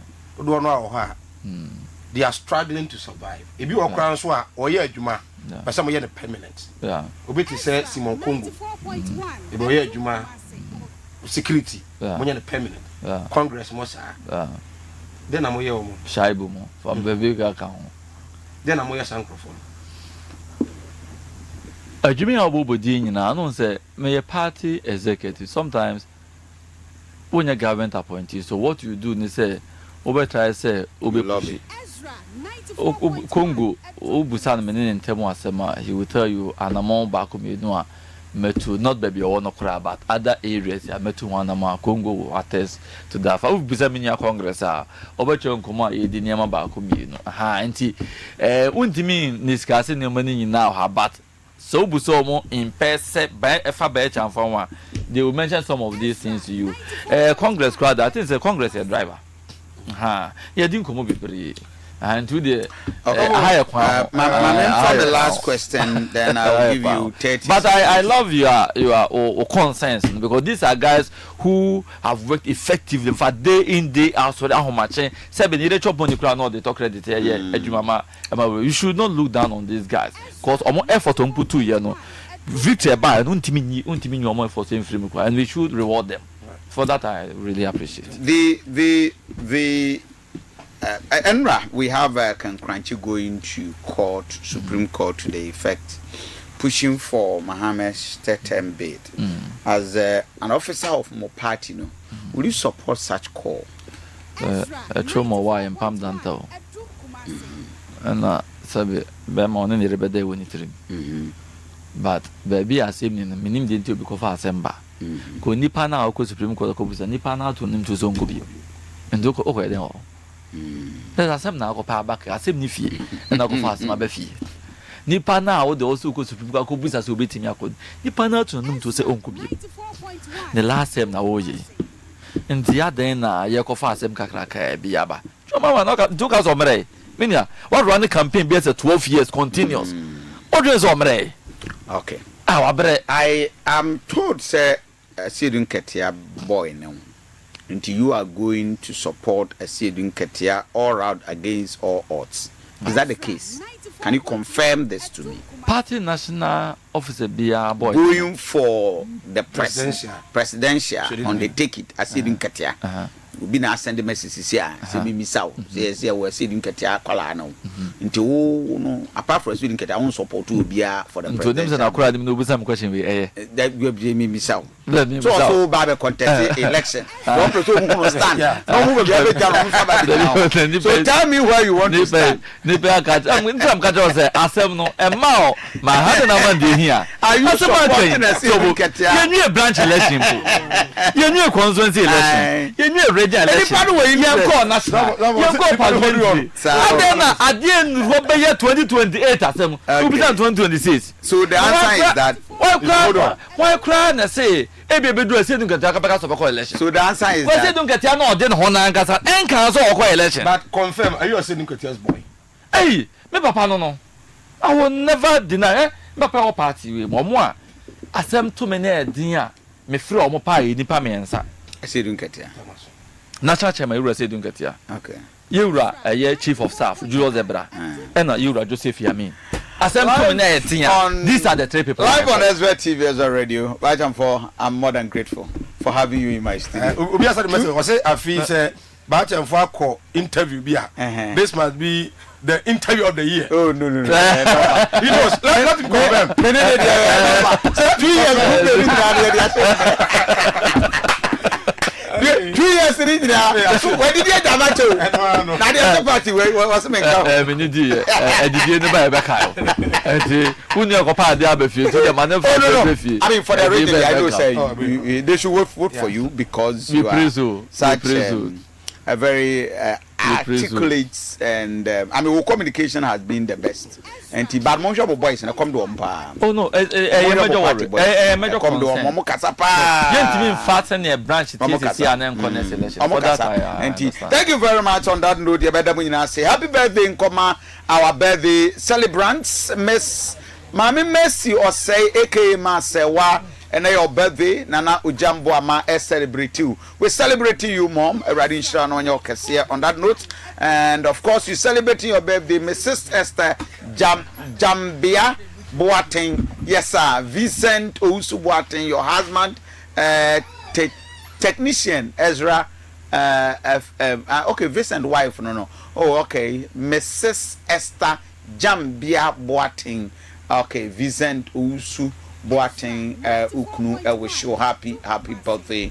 And that is how it is. Amankwa Bwedu from Obruni.